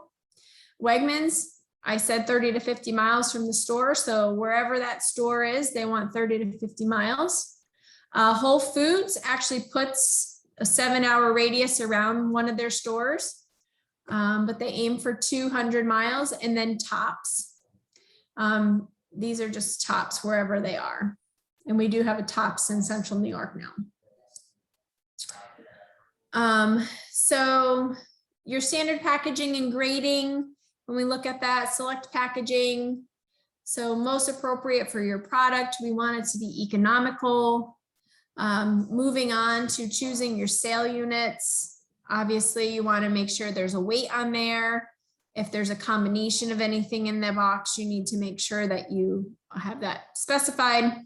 Grading, establishing grading criteria. Obviously, that's like your top end. We would like to have all that stuff in there, but obviously it's all specified by your buyer and making sure that you're doing exactly what they ask. Lots of people don't know how to stack pallets appropriately. So always look into that, making sure that we're stacking your pallets appropriately. There is a way to do that so that it fits nicely on that skid. And of course, shrink wrapping things. Pallet stacking, again, we're not going to talk any more about that, but the one thing that is important is that the way you stack the pallet is there's enough, everything is not butted against each other so that air can kind of easily move through throughout so that there's some good airflow going. Here's a gentleman stacking pallets. Again, it's important. We also want to make sure if they're stacked correctly, then they'll stay upright. We don't want them leaning, because if in transportation or in transit, if they are leaning, if something is askew, that whole pallet can go over. And then once it goes over, we could actually have loss of product. We could actually lose the entire product. And there's our bad stacking job. You see that it's starting to move. It actually came off 12 inches from center. The bottom three were good, but it just all started to kind of move lopsided. And that's not good. If they didn't actually, it looks like they zip tied or roped that off. If not, did something about it, they could have lost all that product. So make sure you guys take a look at your pallet stacking activities. Make sure that you stack a pallet appropriately and correctly so that we don't have that issue. So finally, as a very last, I'm just kind of rolling through this pretty quickly. As the very last thing, in baskets to pallets, making sure that you're labeling and grading things correctly from your produce to your meat. Here's a nice little flow chart. So we move from labeling to grading to packaging to boxing. Take a look at that whenever you have a chance, and you will have a good handle on your product and making sure that you're grading, sorting, and labeling correctly. All right. Whew, that was fast. Questions? That was a lot of information, and Holy cow, yes. you know, depending on your product and what you need to do, there are regulations regulating everything. So if you need help with labeling, boxing, planting, any of those things to get organized, there is a lot to learn about wholesale. At this point, you're probably saying, I'm not going to do wholesale. But a lot of people make it work, especially if you're not huge scale. If you're doing case lots of things, shelf stable stuff is easy to do wholesale. You know, we have a lot of makers. I think during COVID, a lot of people started their own businesses doing many, many things. We have a jam maker here who's just, she probably has 30 or 40 varieties of jam and jelly.